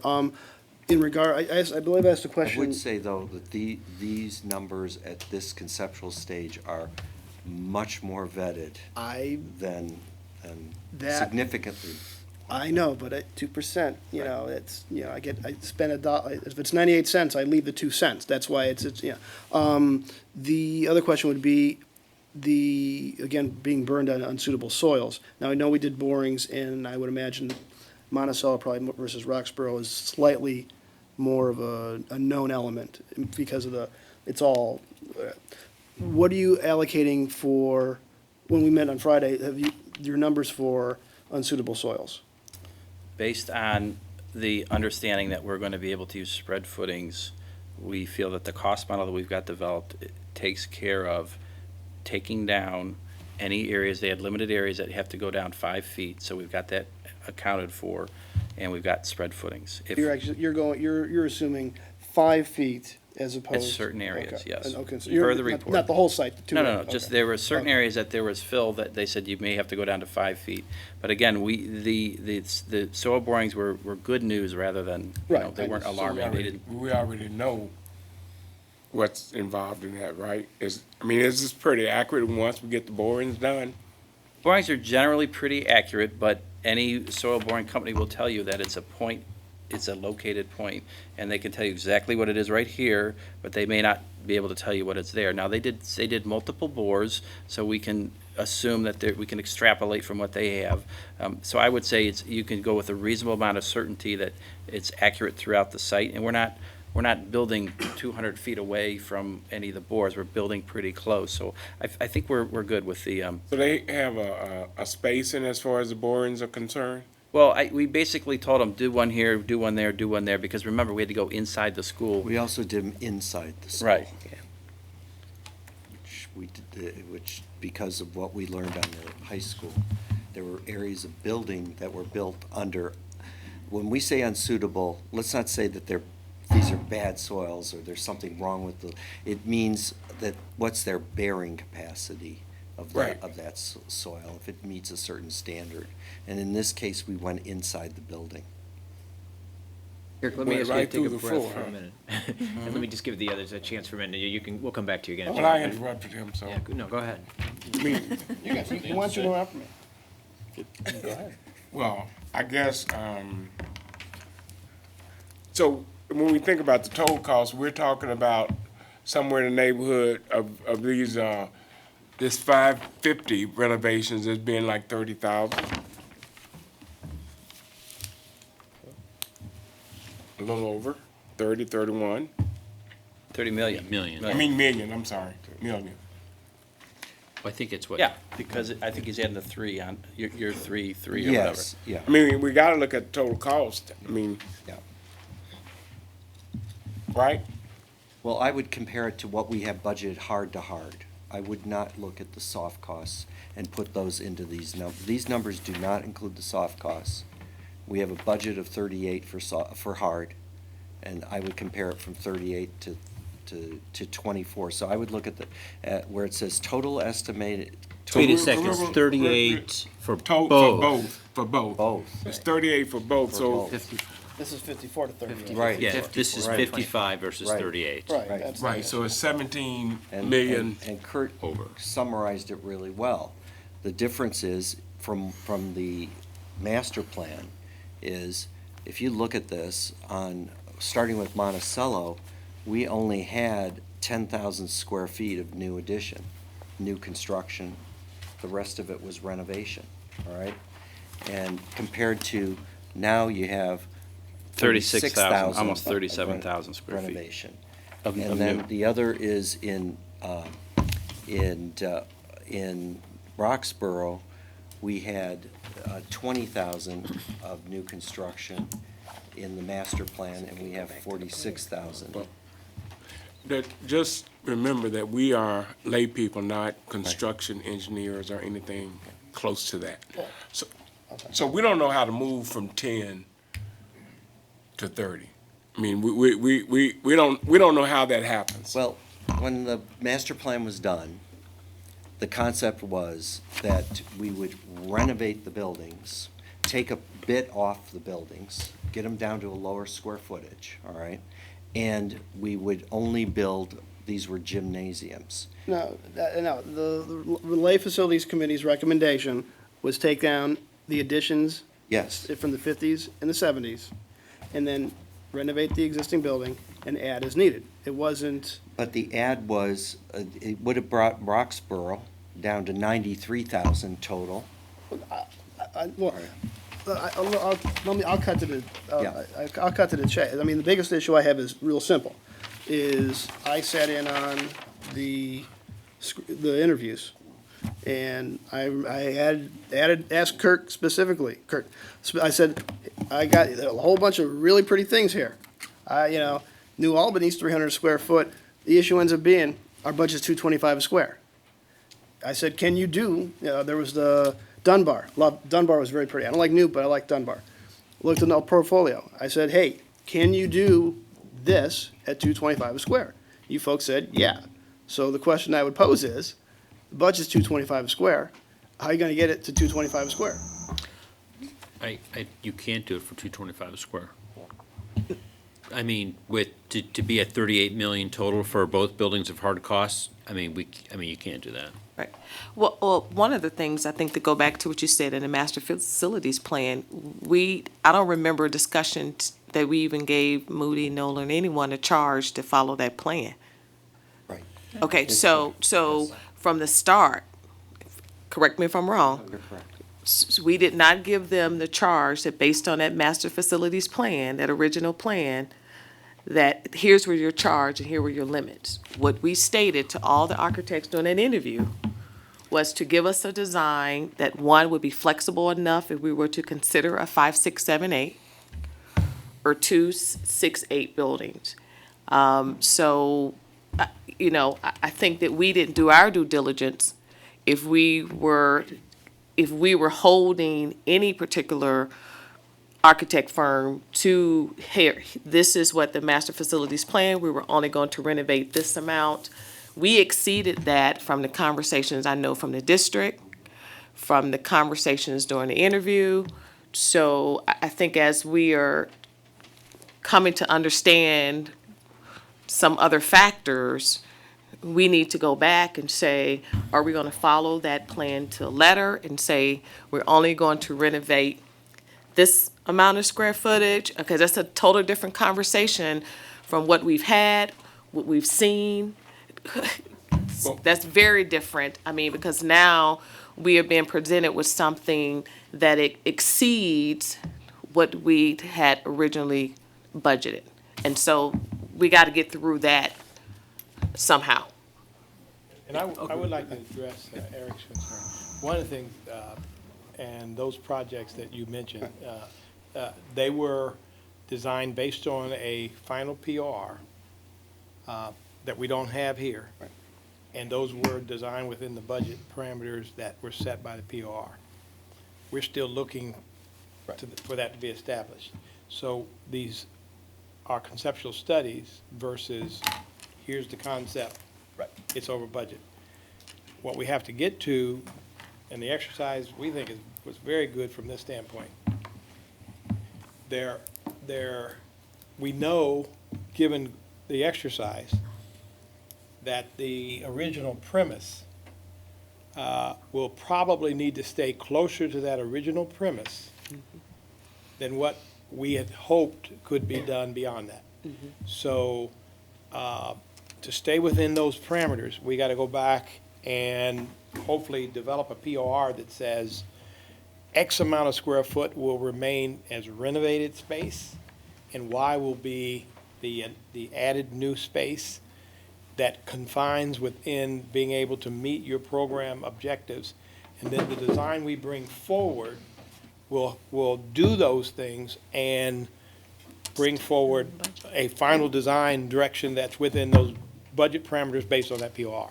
Yeah, because I had a note I wrote down, and I think on, that was on Monticello, when I looked at the design enhancements, it was almost 25 a square foot. So you pull that out, boom, you're at 225 a square, which I would imagine would be the same theoretically at Roxborough. Again, pull the design enhancements out, you know, and again, I'd rather us play to our budget as opposed to OSFC. That's why I don't care about OSFC's requirements. I'm looking at what we can afford to do and give the public what we told them we were going to do. Absolutely. Yeah, I think it's time that, okay, first of all, I feel confident with the team. Yes. I just want to, I don't mean to throw mud at anything, but I like the numbers. I like the fact that you're looking at all these alternatives. I think you're doing your job giving us the information, and you're obviously looking for our feedback. So this is how I sort of see it. And I'm sort of like, well, Beverly and I are new, okay? So we're the new folk, okay? So there's really no baggage that's actually coming in. So this is maybe a fresh approach, maybe an approach that maybe the community needs to understand. So there's really three components to this big building project. There's the work that had to get done at Wiley, there's the high school, and there's the middle schools. We have the work at Wiley that is, there's just so much more that had to happen at Wiley that sort of like drains down the budget, okay? We had to connect the modular classrooms. We had to build a gym. We had to build a music area, okay? And then there was a whole host of other crazy stuff that had to get done. Crazy things that, like the power, okay? So these are things that are truly unforeseen. Then you have the high school, okay? And that high school building is going to be great. A lot of people put their feedback in. A lot of where you had opportunity to put enhancements in, enhancements were put in. You valued engineered, $10 million out to try to get us to a reasonable point. But there's a lot of stuff in that building, good stuff that we're always going to use. But we're a little over budget on that. And it's the Republican convention. We knew the electrical stuff was 1.5 times the cost. I know there's many, many examples here, and I think we're gonna have to, I think just as far as a point of transparency, we gotta blow that out to the community so the community really understands this. Now we look at the middle schools. Yeah, I mean, you have to look at new, you have to look at renovate. And when I look at it, I mean, money-wise, it's a wash. I mean, essentially, it's a wash. When you add up all the new numbers and you add up the renovate numbers, it's essentially $55 million. We have 38 to spend. And we have to be conservative. I mean, we can't, if we spent the extra 17, it's money we don't have, we're not fiscally responsible. I don't even think we're even legally allowed to do that, but it's not possible, okay? We're gonna have people doing so many public information requests trying to say, well, how did you spend that 17 million? It's like, well, we did it. We can't. So what we need is a plan on how we can best use the resources that we have and apply them to, well, one, to match what we promised the community as far as the bond issue. There's still money, I mean, from what I'm hearing and just sort of getting a sense of construction, we should be easily able to do that. But we are gonna have issues in those buildings still. I mean, it seems like these are sort of like, I'm not gonna call them the Cadillac, but these are like the most ideal, optimal, perfect middle schools. New and renovate. We can't afford that anymore. So we're gonna have to go back and, you know, come up with a design that can be within our 38 million budget, but still get the most for our money. Knowing we got our most for our money already at Wiley. We got the most for our money at the high school, and we're gonna do the best we possibly can with the middle schools. It's unfortunate we don't have 55 million to spend, but we never really had 55 million to spend. No. So it's not like we're gypping anybody. Right. So that's sort of how I look at it, feedback-wise. So, something that would help, and this is going forward, again, because we're not at the stage that is very different than a high school from this standpoint. As Ann spoke to earlier, we don't have a design yet. So we're sitting, giving you information about the possibilities. If we go this direction, here's what would happen. And we're all of our eyes are open as to, in today's costs and projected through midpoint construction, this is what we'd be looking at. But we need to establish a final POR that absolutely sets these are the things, because there are levels of renovation that still will end up being new and having fresh that aren't moving some walls. For instance, and Steve and I were talking about this earlier. We have a classroom, your existing classroom rhythm, we ripped them all out under this. I mean, you had corridor walls, but we ripped out. And then we said, we're gonna go back and we're gonna put new walls in between every space. Well, as we're looking, we can't do as much of that as we had originally planned. So now we have to say, what can remain as far as existing partitions that may be square footage wise close, is not, maybe not every classroom is 900 square foot. There's gonna be some variation given the existing, but we can still accommodate the need, the task, and its new space when it's done. Because you heard, all of it, no matter what, we gotta rip out the ceilings, we gotta put the ductwork in, we got technology, we got power needs, all that has to go in these spaces, and then it has to be fixed after we put them in. We gotta rip out, put them in, and then fix it again. So we got that we have to do no matter what. But as far as we can help ourselves by minimizing some of the partition, but we did a test fit on I don't want to say fictitious, but on a POR that is normal for this amount. But that's all it is a test fit. We got to really design it, and we need the criteria to design that with, the final criteria. Now, quick question, because you're talking about the demolition and knowing from what we did at the high school. Previously, you had mentioned that the corridor walls of the middle schools are a structural element, so they were pretty much staying in place. Now, when you're talking removing, are you talking the corridor walls, or are you talking the walls in between the classrooms? Which then goes to my second question, which would be, since most of those rooms are 650 square feet in the existing design, And I know from another 4-hour-long meeting we had a couple weeks ago where we were talking about classroom size, my mindset's always 25 kids in a classroom.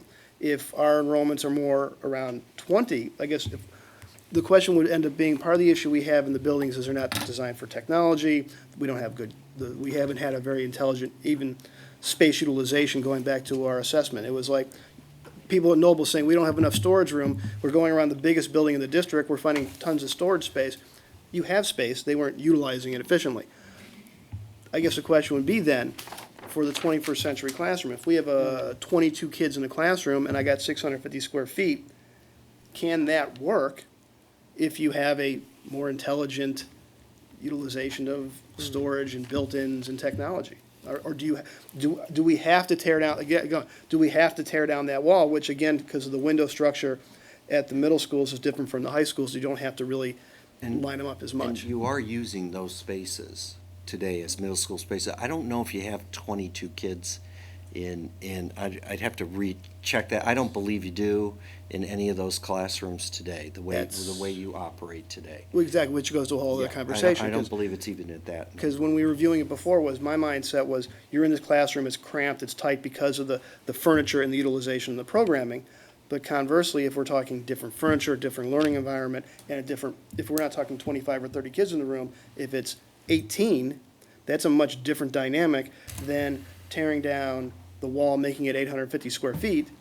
This is where the POR, I think where Kurt is right. In alignment. Right. Because when we sit down with them, if they're saying we're only using 18 kids, that's the max we would ever put in a classroom, we all get fixated on that state standard of 900, which is based on putting 25 kids. But if we're never going to put 25 kids in there for that, then that's what would come out in the POR, which then would say, hey, we can leave the walls in.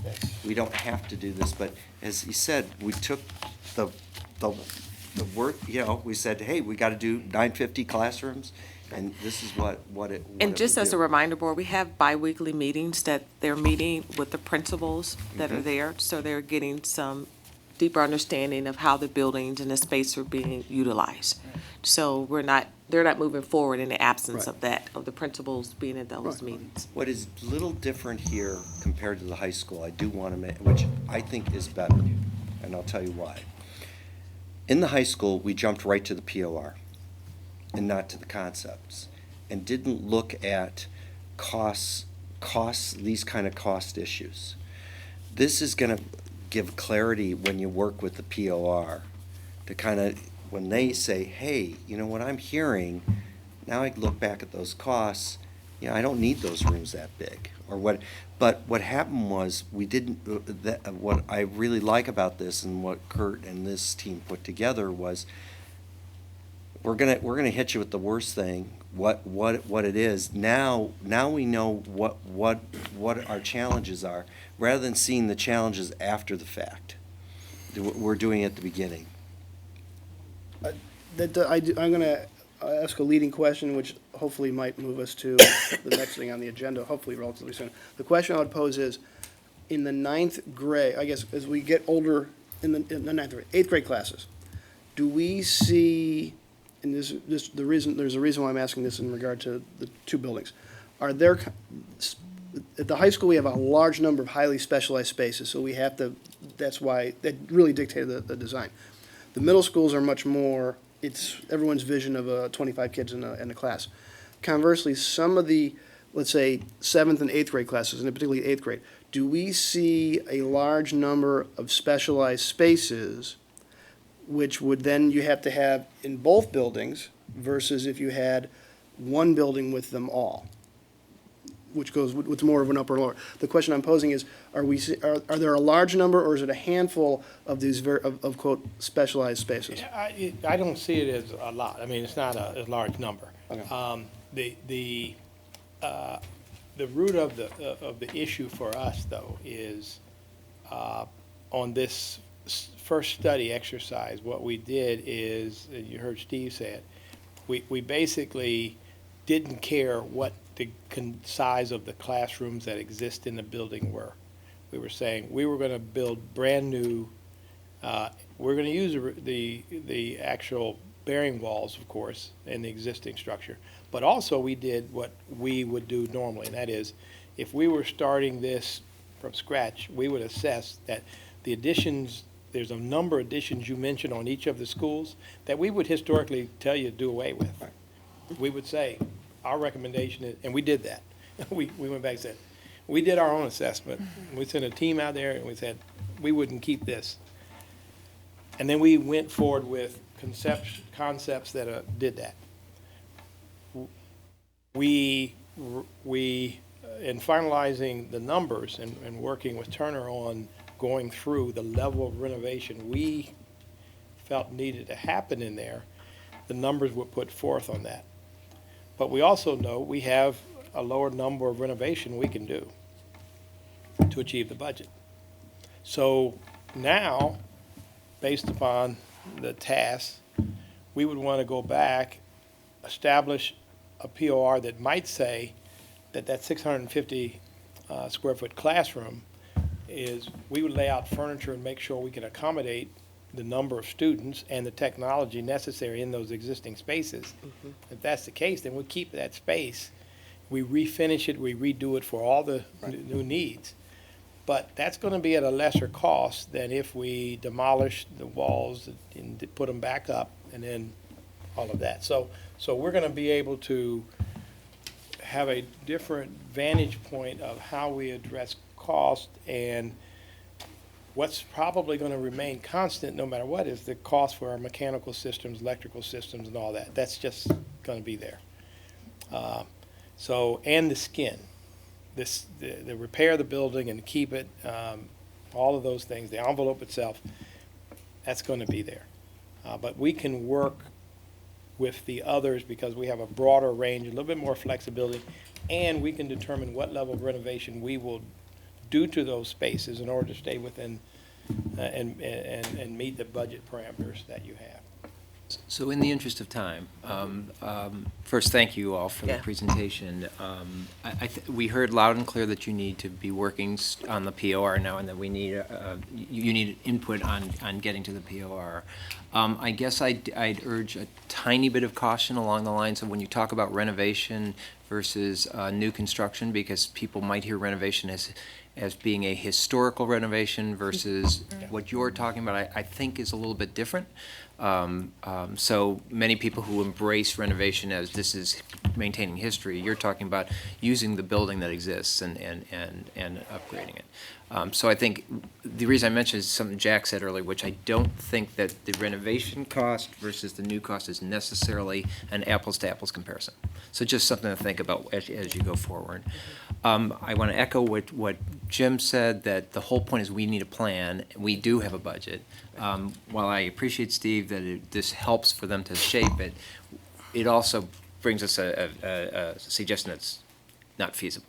So we do need to get back into the feasible realm. And I guess I'd say that the number one design aspect is the students. It is, these are buildings that need to facilitate learning for our students. That is the promise we made. That is the one promise we always make as Board of Education members. Just a little question. Right now, we think that there is going to be some additional costs related to the high school that we have not identified yet. That's, sort of the change orders that we were talking about. Do we have a sense of where the budget on the high school is going to end up? We are still working on all those pieces. We actually have done some pretty good, I have to tell you what, we are given proposals of what the change costs would be. Mm-hmm. First of all, we always receive that because it's a proposal. It hasn't been negotiated yet. A good example was you did a change order recently on soils, which was significantly higher when we first received it. We challenged the CM. We went through line by line. We found that tickets weren't properly shown, and we were able to get that number down significantly. I can't remember, it was at $50,000 to $60,000 less than what you saw. So right now, we're not struggling, but what we have are the proposed numbers, and it's not till we sit down with them as we go through each of these. And we don't accept it until they give us all the necessary backup, and it's been vetted. Yeah. Well, the reason I raise that is because if we are getting ready to go to the POR on the middle schools, we're getting to the point that we're gonna begin to lock that in. Yes. So we can't have more stuff on the other coming out of side. the high school. You're absolutely And I correct. guess my question has to do, when do we think we got a cap on what we might I be think dealing that- with I as think far it's as the gonna high be- school I is think it's concerned? gonna be in a couple of months now. We have, probably at the same time we get this POR done sometime in June, maybe July. So we feel like we'll have both pieces they're of going information at going the same time, and when we They're going start. simultaneously. And that's absolutely necessary because we can't fool that's right. ourselves. So we're trying to keep them to be simultaneous. Just, because Cal, you mentioned it, and I'm always the reno guy, Please. just, when we talk about renovation, I know from when the folks who went through it, I mean, the feeling was basically, it's building envelope, the windows, and then the reality was Monticello's got great doors, and you got obviously both auditoriums, but really some nice ornamentation in the front lobby at Roxborough, and the same thing at Monticello. The rest of the building, I think the committee, those folks have no illusions, because there wasn't a high degree of ornamentation, there isn't very much that's left. So I don't think, if the most ardent folks in regard to renovation, they're very realistic, particularly at Roxborough. So I don't think there's the expectation the same way we had at the high school in regard to that. Thanks, Aaron. I have two issues that are so related to this, and I'm sorry that it's going to drag on a little longer. Okay, so I think it's pretty likely that we're going to be having a levy on the ballot in November. Why I bring that up is the community is going to be looking at this whole project, what was done at Wiley, what was done at the high school. I think it's really, really, really important that we get out there with the numbers that we have. I mean, I know that a lot of this is in flux, and I know the budgets have been reworked and reworked and reworked and reworked again to, better accommodate current conditions, because things have changed since we passed that initial bond issue. Needs have changed. I mean, things that maybe should have been included, but then there's other things that didn't need to get included. I mean, I really want to see a really clear accounting of that, and I think the community is going to want to see a very clear accounting of that, and how this fits in, and how the entire project can work with what we asked for. So we're going to accomplish what we accomplished. Along with that, everybody that walks through Wiley is so proud of that space, okay? And I know it was over budget. I mean, I think we need to get out there as far as the community goes so they understand this is usable space. It's safe space. It looks great on the inside. I mean, we did a really good job collectively as a team. And also what you anticipate for the high school. I mean, for example, when you walk through the pool and explain that it's an all-wood facility, okay, it's wood, and the reason why you pushed for wood was the fact that every single YMCA that has to have a pool that's going to last over 50 years demands a wood building, because wood buildings don't fall apart like the building in Orange, okay? We're getting a wood pool with wood laminated it's going to be absolutely gorgeous on the inside. We need to get out to the community. We need to get this out to them as quickly as possible. I mean, with design pictures. I just want everybody to feel confident that we are working in the right direction here. And yeah, I mean, stuff's going to get missed. I mean, the Delisle Auto Center, okay? A wonderful facility. But I would love to see pictures out there. I'd love to see people see what's going on. And maybe more from a board's position, a plan of how we're going to disseminate this to the public. So I think that's really kind of key.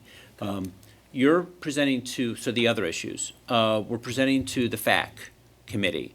So a couple things have changed. I mean, I guess I'll leave it to you guys to figure out how that's going to get presented. But I think what needs to get presented to them is sort of like, I mean, brush over the I mean, this stuff that unfeasible. I mean, maybe let's talk about what is feasible. Yeah, I think we can do I mean, that I for think that's Thursday's where, meeting. I mean, it's gonna be, I think that's where the time needs to be spent. And have the models there. Okay, all right. Thanks. Board members, and Yeah. it is late, would you like for us to continue with Ed Services, or I can have the information that Ms. Gould and her team has put together and put it in your mailbox? Because their presentation is based on what the 5, 6, 7, 8 model will look like. I mean, the programming, so it's information and How what long they're will it take? transferred.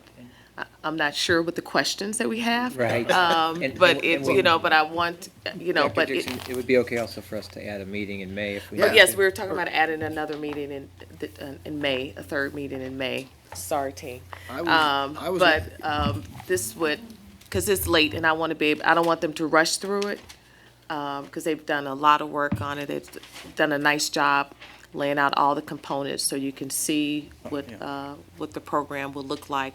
I think maybe you should, if they got printed materials. They have printed Maybe they should materials. we should go ahead and receive that. Yeah. And then we should also schedule a time to. I've to scheduled get them with as, it. Uh-huh. Ed Services. and Yeah, I yes, was gonna with that. suggest, I think that we, to be honest, as a board, I would rather have, if we have a work session that's about facilities, we need to have another meeting that's about education, because Cal's and always you've talking, mentioned Cal it keeps before. mentioning education in I all don't these know why, meetings. but Well, I well, do. we've already stated that at the board retreat is going to be about education too. But I think we should do that. Well, I think it's up to you if we need this information. Well, we from don't need the information to make a decision, but part of that was, you two may not know, but last year, there was a lot of, many community people came to me and asked, why didn't we consider a 5, 6, 7, 8 model? And at the time, I told them that I wasn't aware that that was a consideration because it wasn't in the master facilities plan. But once we had the updated enrollment projections and I saw that the numbers had changed, I thought it would be a good time to bring that to the board. And last month, we gave me permission to move forward.